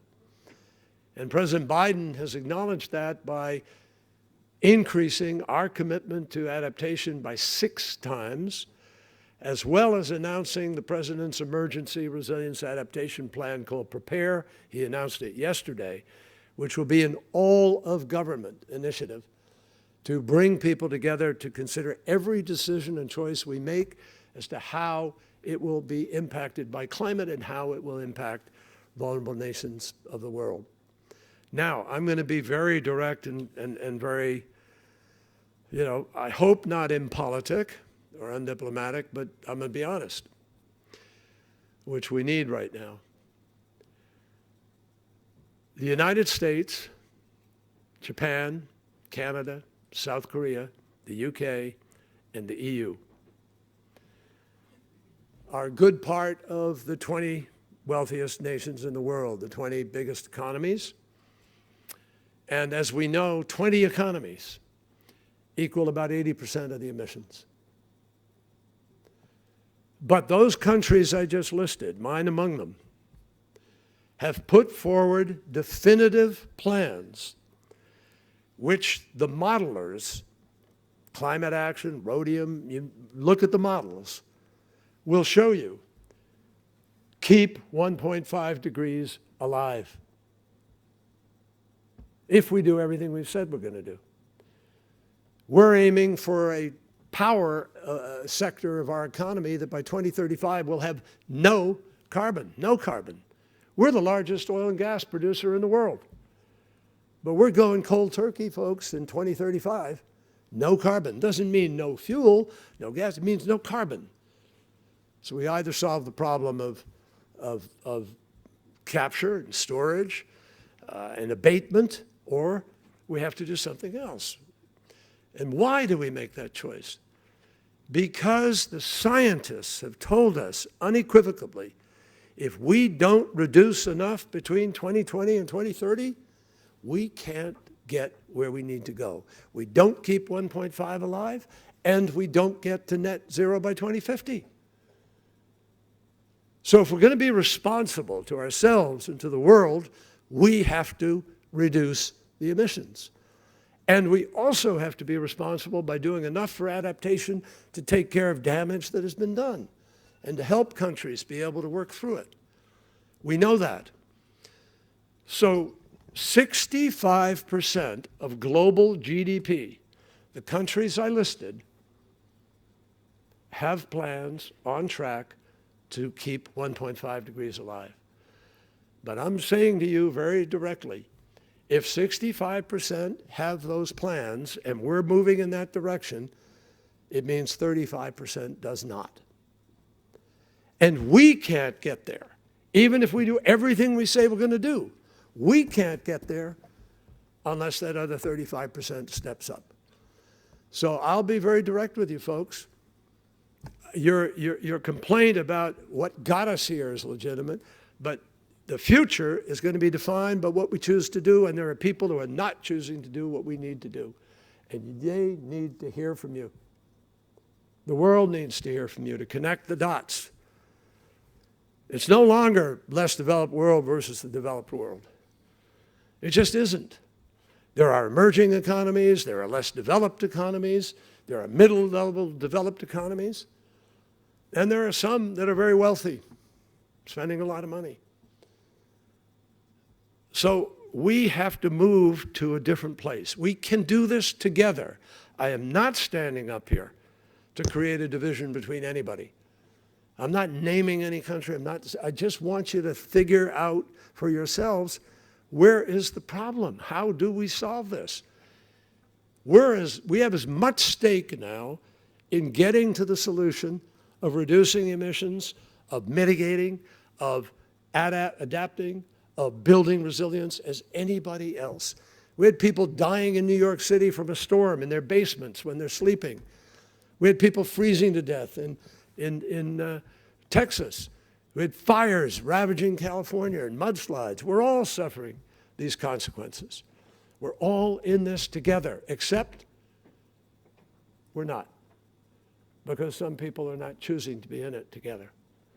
So my friends, we can get there. We're trying to work with every country. We've sat down with Russia. Russia's moving. We've sat down with India. India wants to do 450 gigawatts of alternative renewable energy. We formed a partnership with India. We're going to bring finance and technology to the table to help make that happen. And guess what?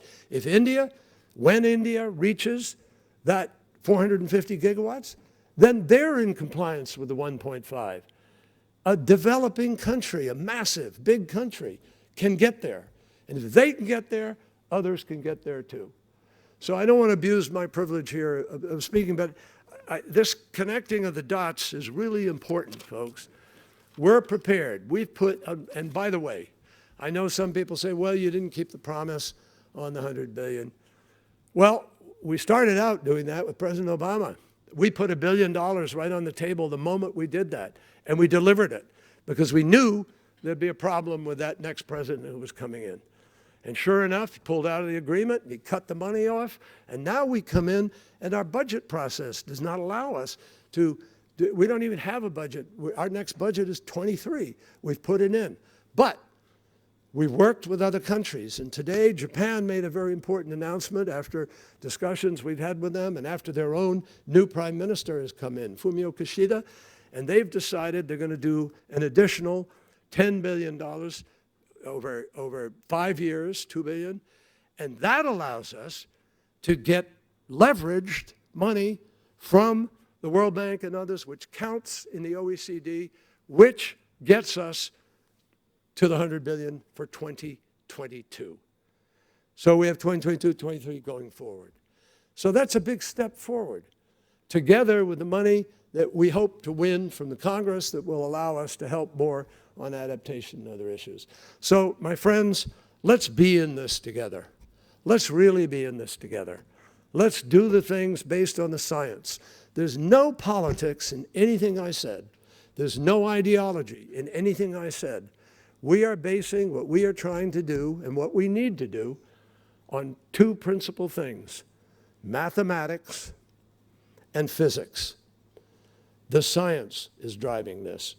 And if we honor that, so help me, we can and will get this done. Sheikh Hasina, thank you so much for the privilege of sharing some thoughts with you. Thank you. Thank you very much, Special Presidential Envoy John Kerry, for your very practical statement. Thank you. Now I would like to invite Maldeep.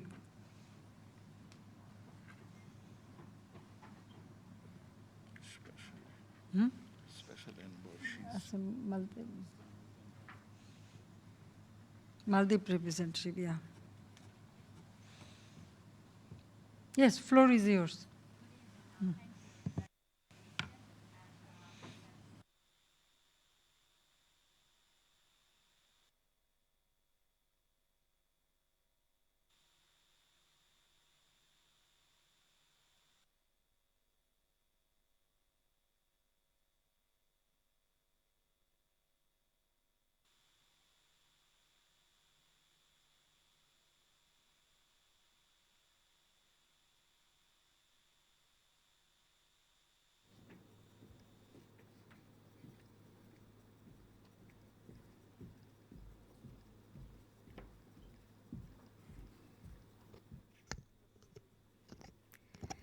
Thank you, Madam Prime Minister, and it's a great privilege to be here with you and to speak on something that's very important for the Maldives and small island states. I don't think I need to repeat what's going on in the Maldives. The issue is very, very serious. Our coral reefs are dying. We're running out of water. Our islands are getting flooded. Our islands are eroding. Our income, our food, and our survival are dependent on these vulnerabilities. I don't think we can, as small island states, as vulnerable countries, can wait any longer on the world to make a decision on 1.5, on climate adaptation finance, and on loss and damage. These are the three things the Maldives and other small island states and vulnerable countries are pushing for. We have been attending COPs for many years, but time is running out. We all have seen what the IPCC report says. We cannot wait any longer, and we have a country, we have people whom we need to be accountable to, whom we need to be able to tell the people this is what we are doing as the world to agree on climate change. Access to funds is an important issue for countries like the Maldives. We wait over 3-4 years for our projects to get approved. This is something that we have discussed, we have raised our voice in many forums, and I think a successful outcome in COP would be for countries like the Maldives and other vulnerable countries to have easy access to finance that is pledged and promised to us many, many times. The Maldives and vulnerable countries have done nothing to contribute to the climate crisis, but I don't think we should have a free pass. We are doing what we can in the Maldives. We have pledged to reach net zero by 2030. We are phasing out single-use plastics. We are protecting our reefs. We have a target to protect at least 20% of our oceans by 2030. And if the Maldives can do it, I think the rest of the world can do it as well. Madam Prime Minister, I thank you for your leadership, continued leadership that you have shown on this topic, and we really sincerely hope to see a successful outcome in COP. Thank you for giving me the opportunity, and I wish all of us good luck in this next couple of days. Thank you. Thank you very much, the Minister of Maldives, for your very special statements. Ladies and gentlemen, I beg your pardon. I have another program. I am already late, so I am handing over the chair to our Foreign Minister, Dr. Momen. Now, rest of the program he will conduct. I have to go to attend another meeting. Thank you very much for your cooperation and wish you all the best. Thank you.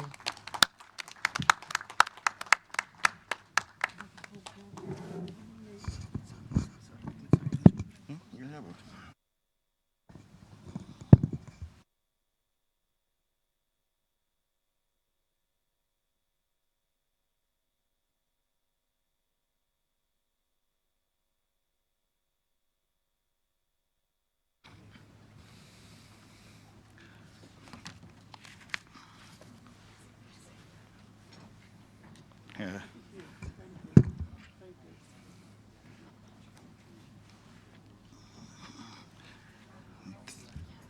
Thank you all. We can resume it. The Honorable Prime Minister has another appointment, as you know, so she has to attend that one. Already she's a little late. Now I have the privilege to request His Excellency, the Minister of Costa Rica. You have the floor, sir. Costa Rica. Okay.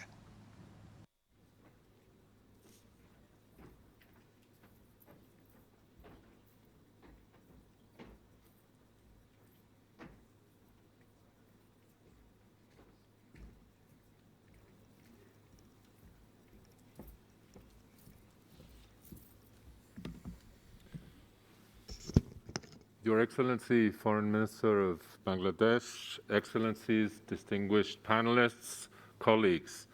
I've been asked by our Minister of Environment and Energy, Mrs. Andrea Mesa, to represent her today. Unfortunately, she was in another meeting and couldn't attend this meeting of the Climate Vulnerable Forum.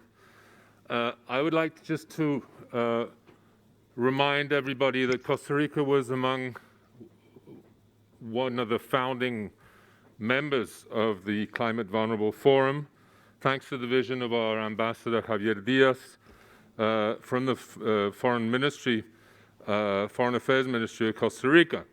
And much of the long-standing policy that Costa Rica has been based on human rights, and particularly today, the issue of climate justice is at the heart of our policy position on climate change, and much of our effort pivots around the concept of climate justice and human rights across the world, but in Costa Rica also. Costa Rica is not a small island developing state, but it is a vulnerable country, as are most of the rest of Central American countries in a region that has been hard hit by drought and recurrent extreme weather. We also have many vulnerable communities, and we are conscious of the great challenges that we will face in the face of climate change. We have an adaptation policy and a long-standing policy on disaster risk management, but we need funding. And part of the advances that the Climate Vulnerable Forum has helped us achieve through the meeting of the V20 of the finance ministers of the member countries of the Climate Vulnerable Forum, we've been able to also have a clearer idea of what are these costs, these annual costs in terms of losses and damages that our countries continue to sustain in the face of climate change. In this sense, we need to improve our work and deepen our work in terms of accounting, in terms of having an idea of what are these costs, the accumulated costs, and a lot of what we call attribution science,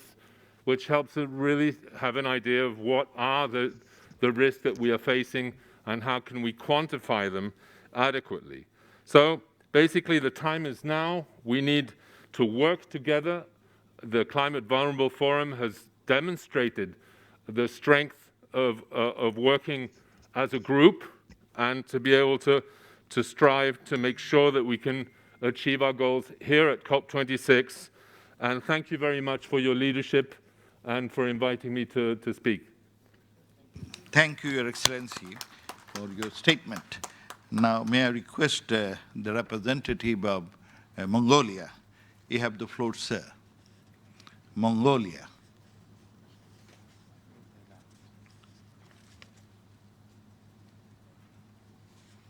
The representative of Mongolia.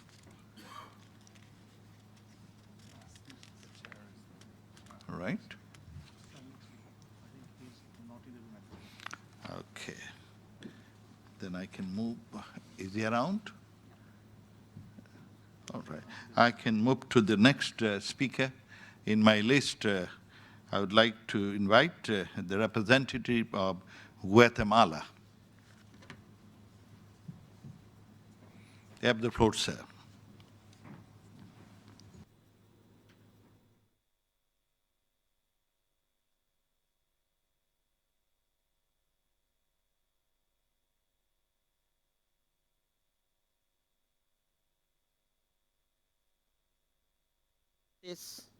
Reciban un cordial saludo de Guatemala, así como el señor presidente, el doctor Alejandro Yamatei, y el ministro de Ambiente y Recursos Naturales, Mario Rojas Espino.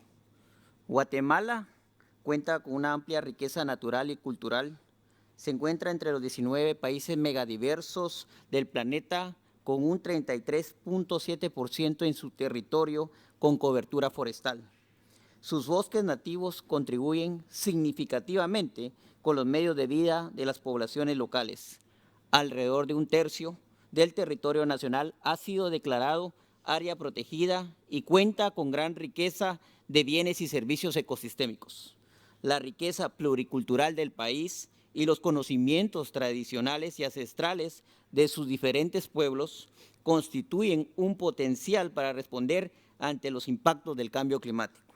Sin embargo, como es de conocimiento mundial, los países centroamericanos y en especial Guatemala ha padecido durante los últimos años serias consecuencias de la variabilidad del clima, especialmente por eventos hidrometeorológicos producto del cambio climático, que ha afectado de manera significativa el desarrollo económico y social de nuestras comunidades. En Guatemala, las pérdidas económicas por impacto del clima rondan entre el 1.3% al 3.7% de nuestro PIB anual, con grandes repercusiones en los principales sectores productivos del país, impactando también la salud de la población, nuestros ecosistemas, poniendo en riesgo la seguridad alimentaria y otros sectores de desarrollo, incluyendo lo más importante, la pérdida de vidas humanas. Los índices de riesgo climático global nos sitúan permanentemente entre los primeros lugares de vulnerabilidad, como uno de los países más afectados por los impactos del cambio climático. La tercera comunicación nacional sobre cambio climático de Guatemala reporta que el país ocupa la posición 16 de 180 países en cuanto a pérdidas económicas y fallecimientos a causa de los eventos climáticos extremos. Y según el índice de vulnerabilidad al cambio climático para Latinoamérica, Guatemala ocupa el segundo lugar a nivel latinoamericano. Se estima que las pérdidas económicas para Guatemala alcanzan más de 5.600 millones de dólares durante las últimas 3 décadas para el país. Los últimos eventos que impactaron el territorio nacional, depresiones tropicales ETA y OTA, dejaron pérdidas económicas alrededor de los 780 millones de dólares y 1.8 de millones de damnificados. Estos sucesos han impactado negativamente en las condiciones de vida e inciden en desplazamientos de poblaciones de forma temporal o permanente a otra parte del país o fuera del mismo. En Guatemala estamos convencidos de la importancia de la acción climática. Por ello, la protección al medio ambiente, la gestión de los recursos naturales y la lucha contra los efectos del cambio climático han sido prioridad del Gobierno de Guatemala. Al concentrar los esfuerzos nacionales al cumplimiento de los compromisos internacionales. Hemos trabajado arduamente en el cumplimiento de la Ley Marco de Cambio Climático y todo lo preceptuado en ella, especialmente referente a la vulnerabilidad y adaptación, así como el hecho que hemos desarrollado el Plan Nacional de Adaptación, monitoreando su seguimiento y cumplimiento a través de diferentes proyectos en los que identificamos las regiones más vulnerables y preparamos planes de adaptación de manera participativa, inclusiva, considerando la participación de género e inclusión de pueblos indígenas. Ante la evidencia del riesgo climático que enfrenta nuestro país, nos impone grandes retos el incrementar la capacidad adaptativa de las comunidades más vulnerables. Por ello, se considera primordial la movilización de recursos y medios de implementación post-COVID-19. Es fundamental garantizar las condiciones financieras y técnicas para alcanzar los objetivos en términos de la resiliencia, la capacidad de adaptación y mitigación al cambio climático en concordancia y promoción por el cumplimiento de los Objetivos de Desarrollo Sostenible, Agenda 2030. Finalmente, estamos conscientes de la importancia de fomentar este tipo de espacios como los foros de vulnerabilidad, en los cuales se analiza una problemática en común que nos une como países. Estar conscientes que los efectos del cambio climático se viven de manera desproporcionada y que a nosotros, los países más vulnerables, nos imponen retos más importantes que debemos solventar, buscar alternativas innovadoras para reducir la vulnerabilidad climática y luchar por alcanzar un desarrollo sostenible para nuestros países. Muchas gracias. Thank you, Your Excellency, the representative of Guatemala, for his statement. I think we will close the list, and I have with me the countries Yemen, Nicaragua, Dominican Republic, and Uganda. And we'll close after that, and we'll go for the other, the agenda of the session. Now, may I have the privilege to request the distinguished representative of Yemen. You have the floor, sir. Yemen. All right.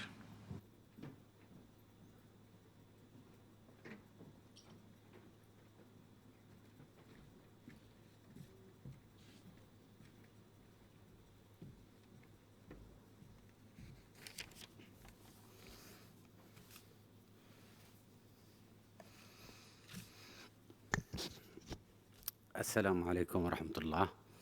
I speak in Arabic. I don't know that there is no translators, so that I speak in Arabic. السيدات والسادة أصحاب المعالي والسعادة، اسمحوا لي في البداية أن أتقدم بالشكر الجزيل لحكومة بنغلاديش لقيادة هذه الدورة ودعوتها لبلادنا لحضور هذا الاجتماع الهام الذي نحضره للمرة الأولى لتسليط الضوء على إحدى أهم القضايا التي تواجهها بلدنا، وهي قضية التغيرات المناخية التي أضحت تأثيراتها السلبية متزايدة يوما بعد يوم. كما اسمحوا لي أن أهنئ المملكة المتحدة على حسن الترتيب والتنظيم لفعاليات مؤتمر المناخ الذي يعقد في مدينة كلاسكو، هذه المدينة الاسكتلندية الجميلة.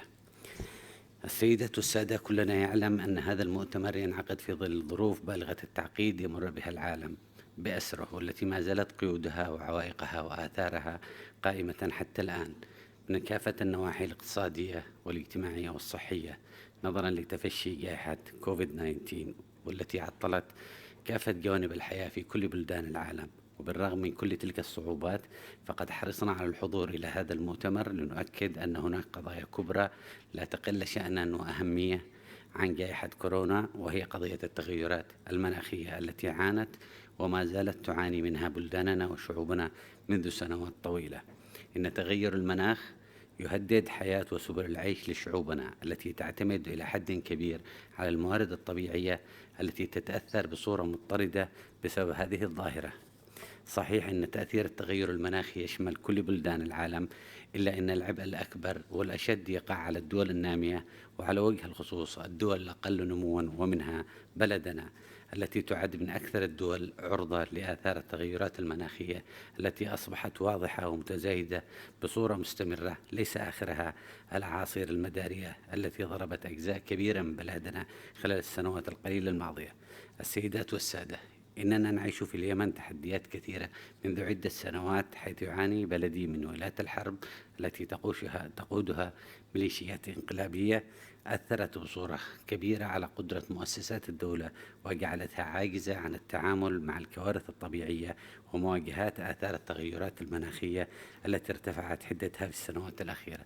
علاوة على ذلك، فإن أكثر من 80% من السكان يعيشون في المناطق الريفية ويعتمدون في سبل العيش على الزراعة، كما أن معدل المياه المتجددة بالنسبة للفرد في اليمن تقل عن 80 متر مكعب سنويا، وبالتالي لدينا شحة كبيرة في مواردنا المائية تزيدها أزمة التغيرات المناخية، الأمر الذي يؤثر بشكل كبير على الأنشطة الزراعية الأساسية للعيش، وبالتالي فإن ما يترتب على هذه التغيرات من تغيير في كميات ومواسم الأمطار وفترات الجفاف الطويلة يؤدي إلى اتساع رقعة التصحر وتدهور الأراضي الزراعية والأعاصير المتكررة التي تسببت في خسائر في الأرواح والممتلكات.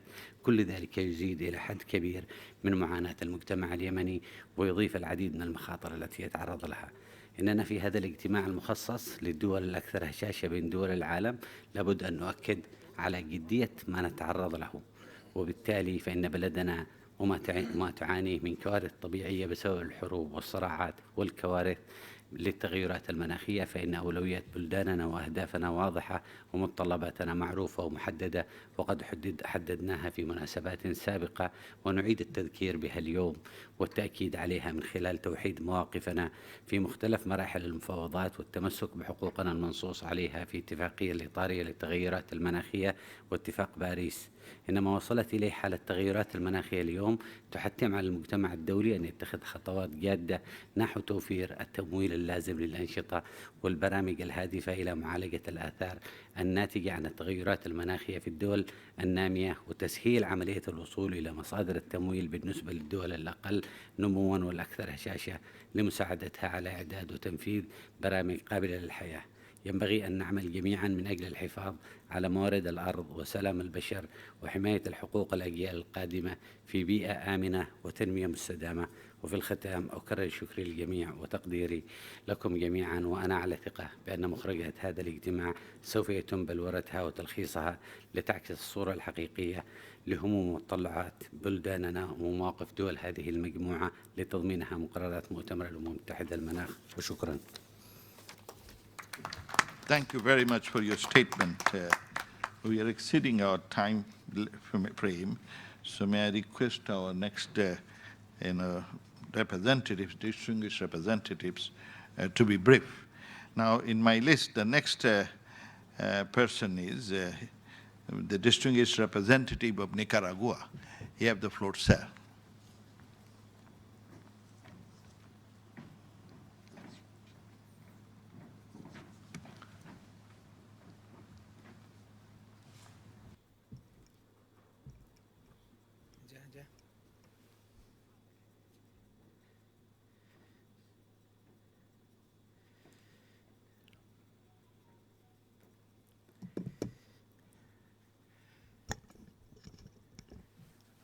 Muy buenas tardes, distinguidos miembros del Foro de Vulnerabilidad Climática. ¿Verdad? Me honra dar un mensaje en nombre del presidente de Nicaragua, comandante Daniel Ortega Saavedra. Queremos agradecer en nombre del pueblo y gobierno de Nicaragua la invitación a tan relevante foro, el cual compartimos enfoques comunes para enfrentar la crisis climática. Nos encontramos en momentos complejos, en un planeta sobrecargado de contaminación y nuestra madre tierra agoniza. Es importante mencionar que las concentraciones de dióxido de carbono se encuentran en los valores máximos en los últimos 2000 años. Se está emitiendo en la atmósfera 420 partes por millón y se están emitiendo también 59.000 millones de toneladas de dióxido de carbono a la atmósfera, donde la norma establece que no deberíamos superar los 14.000 millones de toneladas. Y esto ha implicado incrementos de temperatura ya en nuestro planeta de 1 grados centígrados. Nicaragua no causa el cambio climático, Nicaragua no ha causado el cambio climático, tampoco lo ha hecho Centroamérica y tampoco todos nuestros hermanos y hermanas acá de países no han generado el cambio climático. Por lo tanto, se hace necesario defender el principio de responsabilidades comunes, pero diferenciadas y capacidades respectivas como un principio fundamental para la justicia climática y una política de reparación. Algunas semanas atrás, y como demostración efectiva de nuestro compromiso con los objetivos climáticos, hemos formalizado la voluntad de nuestro gobierno de formar parte del Foro de Vulnerabilidad Climática, ante el cual me dirijo en este momento. En medio de la crisis climática irrumpe un nuevo mal, un mal público global que es el COVID-19, que incrementa las vulnerabilidades de los países en desarrollo, en particular de los estados centroamericanos y el Caribe y de todas las regiones vulnerables ante los impactos del cambio climático. Ambas crisis, la climática y la sanitaria, evidencian las deudas y desigualdades estructurales, reales, históricas entre el norte y el sur, que son las principales amenazas para impulsar acciones de adaptación al cambio climático y para el cumplimiento de la Agenda 2030. Aunque las emisiones de gas de efecto invernadero en Nicaragua apenas representan el 0.02% de las emisiones globales, nuestro país es altamente sensible a los impactos del cambio climático. Y la brecha para enfrentar esta vulnerabilidad representa 2.000 millones de dólares anuales, según el estudio de la economía y el cambio climático de CEPAL, lo que no puede ser solventado sin los recursos adicionales incrementales de la ayuda oficial al desarrollo. En estas circunstancias, todos los esfuerzos en la lucha contra la pobreza de nuestro gobierno, que incluye la acción climática como un eje fundamental, se verán comprometidos si no se logra un compromiso global con la justicia climática bajo el principio de responsabilidades comunes, pero inferenciadas. Hermanos y hermanas, representantes de los estados que conforman el Foro de Vulnerabilidad Climática, Nicaragua en su incansable lucha para enfrentar el cambio climático ha presentado 4 declaraciones a la Convención Marco de Naciones Unidas sobre el Cambio Climático. La primera, un llamado urgente a preservar y recuperar los bosques como la mejor forma de enfrentar el cambio climático. La segunda, la necesidad imperante de elevar el financiamiento para enfrentar las pérdidas y daños asociados al cambio climático. La tercera, declarar Centroamérica, el Caribe y toda nuestra región altamente sensible a la vulnerabilidad climática. Y la cuarta, justicia climática con reparación según las responsabilidades históricas. Aunque la brecha financiera para enfrentar las múltiples vulnerabilidades que aquejan a Nicaragua representa 2.000 millones de dólares anuales, para nuestro gobierno la principal herramienta para reducir esta brecha es luchar contra la pobreza para el desarrollo humano, por los cuales se convierte en una de las principales prioridades de nuestro país. Desde este foro y en la COP26 en Glasgow, Escocia, nuestra delegación insistirá en la responsabilidad de los países desarrollados para reducir las emisiones, así como en el compromiso de movilizar recursos suficientes y predecibles para el financiamiento de las medidas de adaptación y de la reducción del impacto de pérdidas y daños producidos por eventos climáticos.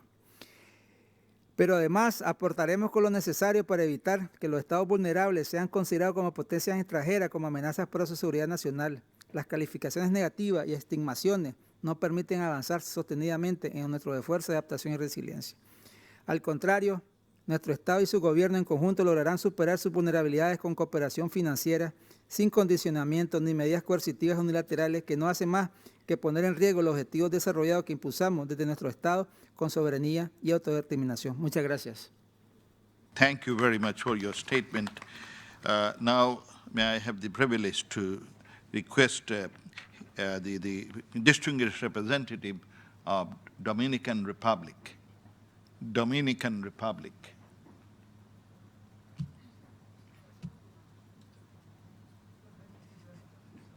Okay. Dominican Republic. Okay. You have the floor, madam. Thank you very much, distinguished hosts and guests. I'm Milagros de Camps, Vice Minister of the Environment of Dominican Republic, representing the Minister of Environment. As an island shared with the neighboring Republic of Haiti, Dominican Republic is one of the top 10 to 14 countries that will be most affected worldwide by the extreme events that are forecast, mainly floods, droughts, and rising sea levels. It is therefore our priority to become resilient. We have done and are doing everything within our reach. We increased our ambition in our NDC. We reduced 7% of unconditioned GHG emissions with the intention to become carbon neutral by 2050. And our new improved ambition is 27%. We have been focusing on transforming our energy matrix. We currently have 30% of renewables and have a promise to include by the next year another gigawatt of renewables in our matrix. And we have recently become a regional leader in terms of electric mobility. Increasing our forest coverage, our reforestation efforts are focused on coastal resilience, planting mangrove trees along the coast of the country, developing a blue economy, and signing an emission reduction purchase agreement with a very unfavorable price, I might add. Right before coming here, we launched an initiative with Colombia about fair price in the markets, in the carbon markets. However, the totality of our emissions reductions have now been sold for $5 per credit. We have been also adding, increasing our protected areas, both marine and land, restoring degraded sites, protecting our biodiversity, and developing a sustainable financial system that guides investment towards climate action.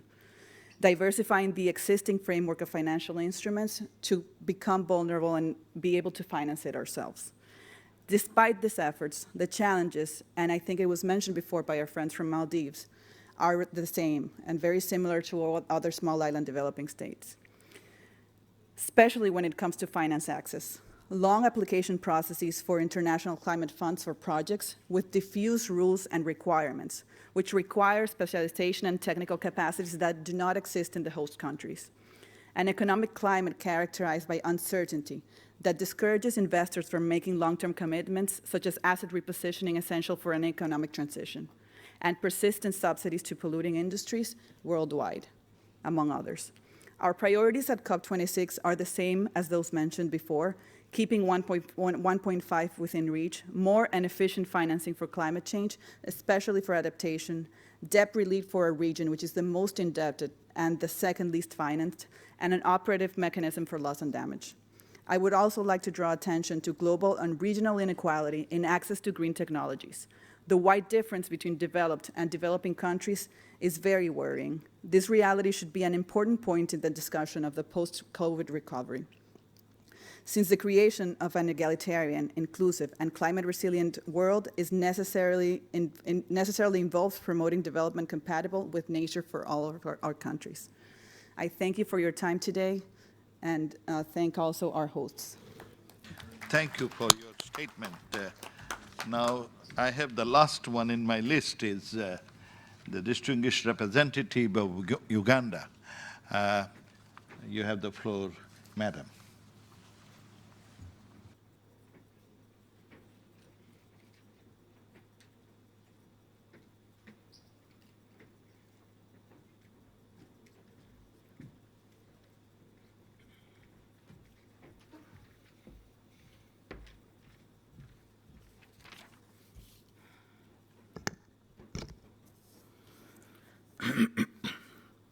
Thank you, Honorable Chair.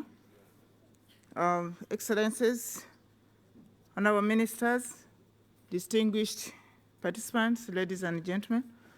I'm Minister for Environment in Uganda. I'm pleased to share the message with you today as you convene this high-level meeting. Uganda, the Pearl of Africa, is extremely vulnerable to climate change and the variety and its economy, as well as the people's welfare and linked to climate change. Climate change caused by humans has potential hold or reverse the country's developed trajectory in the coming century. Climate change, in particular, is likely to result in increased food insecurity, shifts in spread of diseases such as malaria, soil erosion, and land degradation, food, damage to infrastructure and settlements, and the shifts in agriculture as well as natural resource productivity. The poor and the vulnerable will bear the brunt of this effect, despite the fact that climate change has serious implications for the country's economy, with a shift in the variety of the coffee-growing areas, for example, potentially wiping out the US $265.8 million, and that is about 40% of the export revenue. Climate change may exacerbate the poverty and migration, as well as increase competition for strategic water resources and resulting in the regional insecurity. Uganda has undertaken steps to implement the nationally determined contribution and increase its ambition, most significantly in Uganda's formulation of the National Climate Change Act 2021 to give the force of law to the Paris Agreement.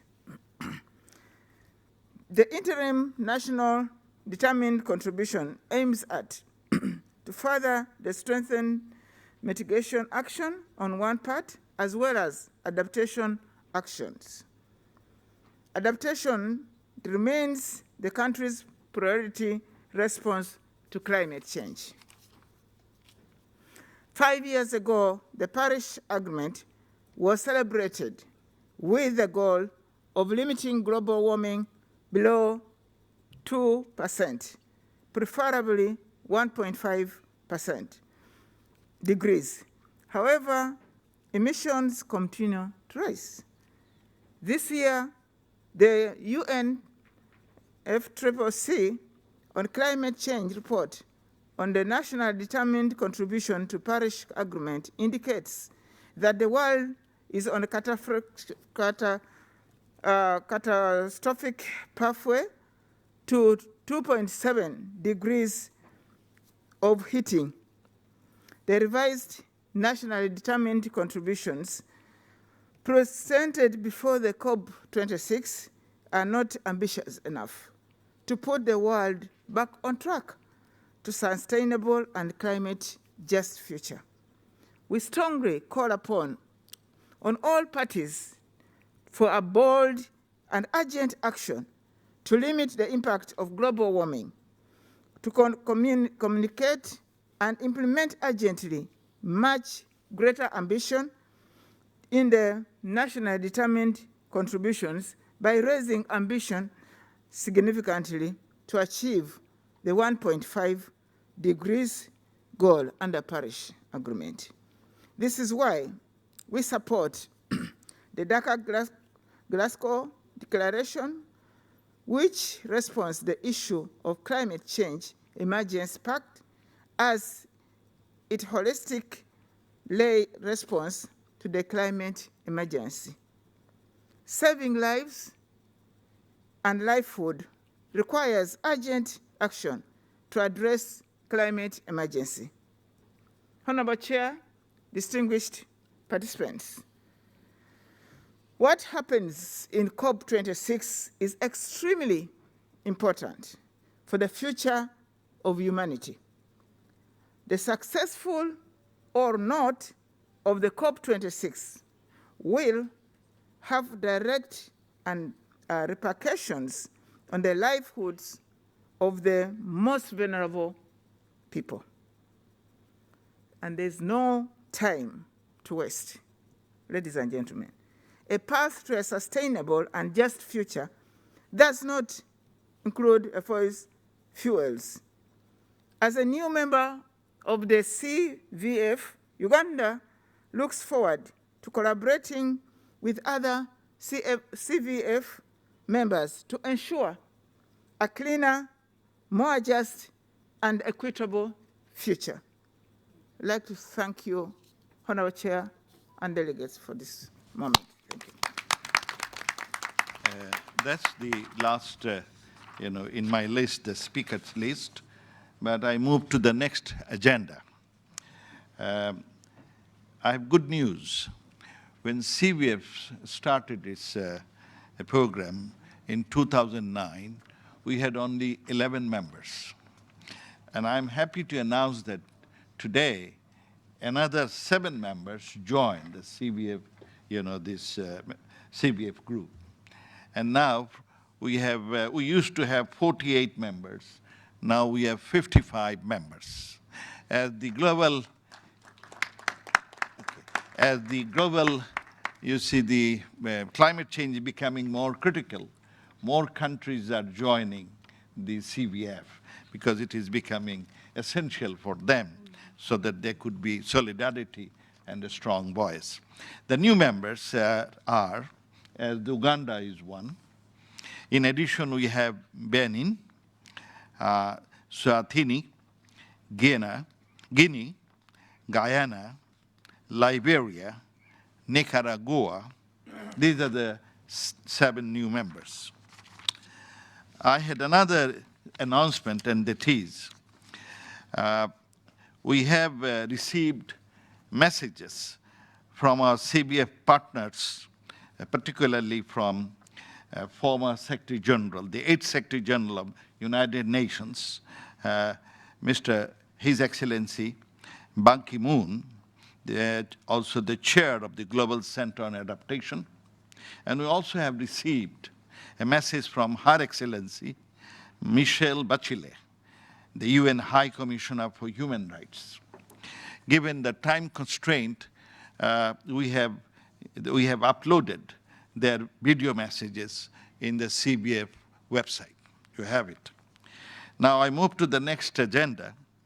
Your Excellencies, we have come to the end of the Leaders' Dialogue, and it is now time to adopt the Dhaka-Glasgow Declaration of the CVF.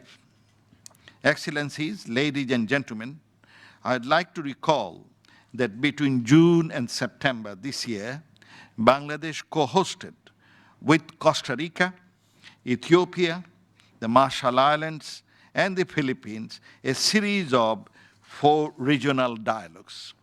Each of these dialogues issued a ministerial communique articulating priorities of our members across Africa, Asia, the Caribbean, Latin America, the Middle East, and the Pacific. Following the direction of the CVF Troika ministers, the CVF senior officials then consolidated these ministerial communiques into a single leaders' declaration. I would like to request my colleague, the Honorable Minister of Environment, Forest and Climate Change of Bangladesh, to kindly present to the CVF leaders the text of the Dhaka-Glasgow Declaration. You have the floor, sir. You can take this one. Yeah? Oh, okay.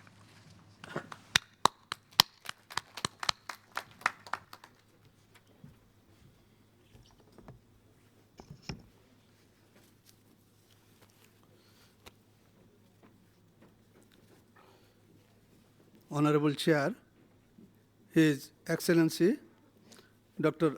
Abdul Momen, Foreign Minister of Bangladesh, Excellencies, distinguished guests, distinguished participants.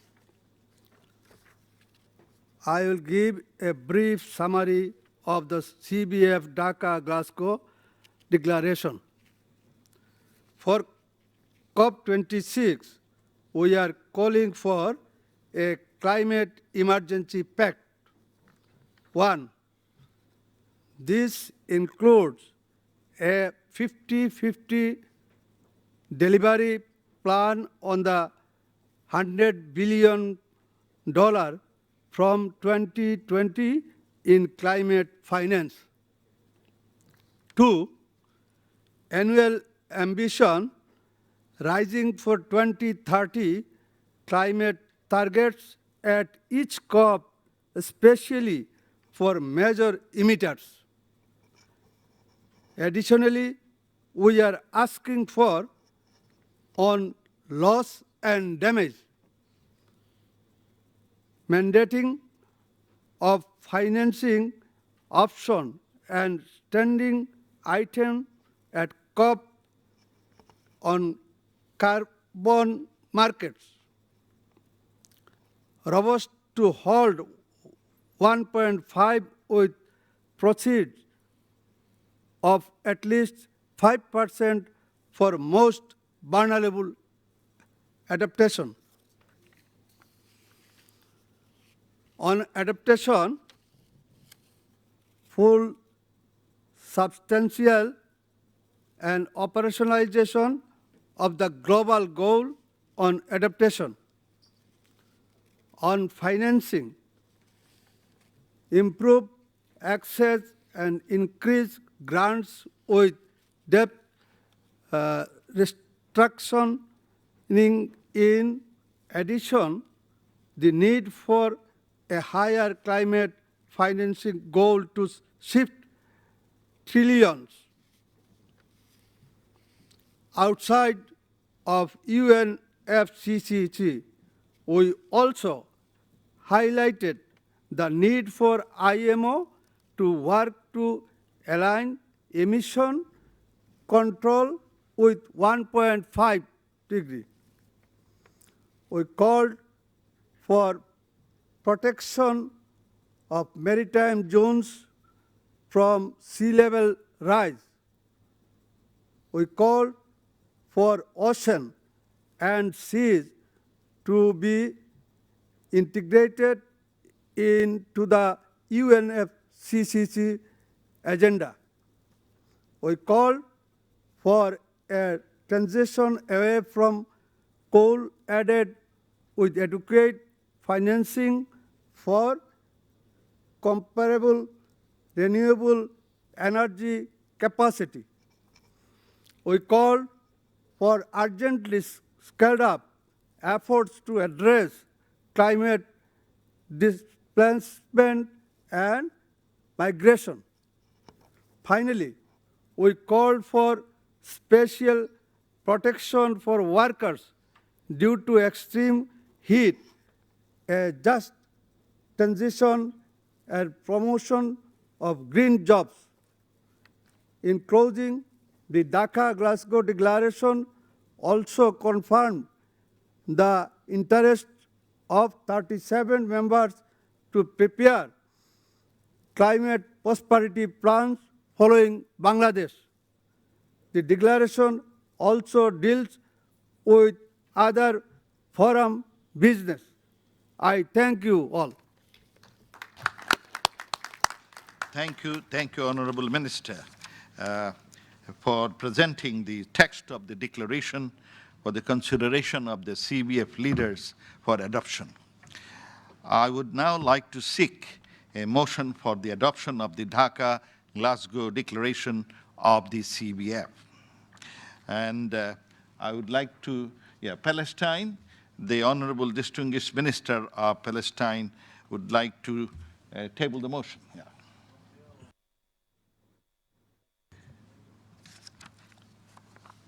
Thank you, the Honorable Minister of Palestine. Okay.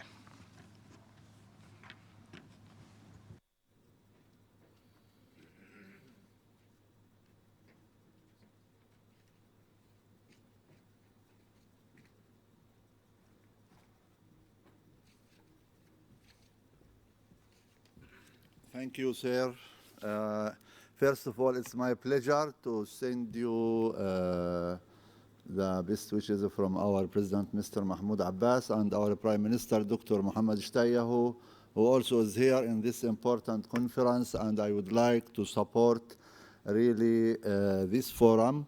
And it's proud for Palestine to be a member of this forum. We come together for nothing less than to safeguard our survival. For this reason, it would be our great honor to the table, Honorable Prime Minister.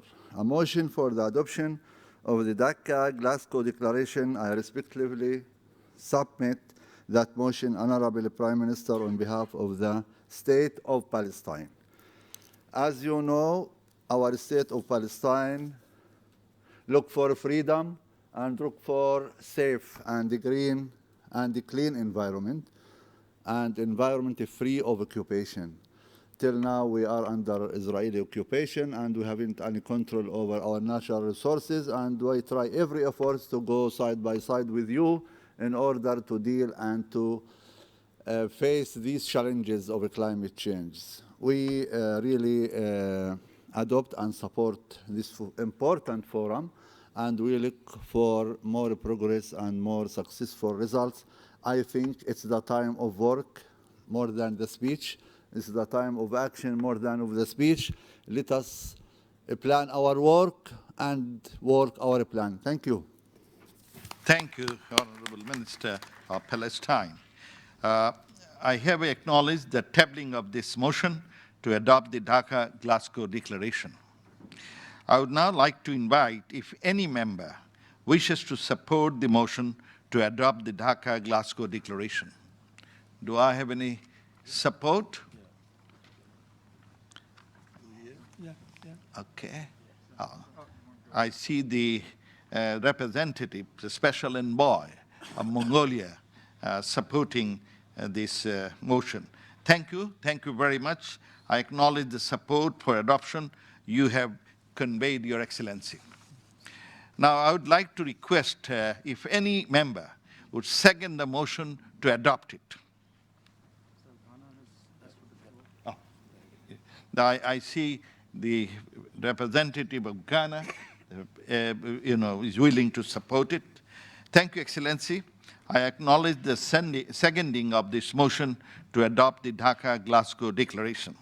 Seeing no objection to the message of this motion to adopt the Dhaka-Glasgow Declaration, is there any objection? There is no objection. Therefore, the Dhaka-Glasgow Declaration is adopted hereby.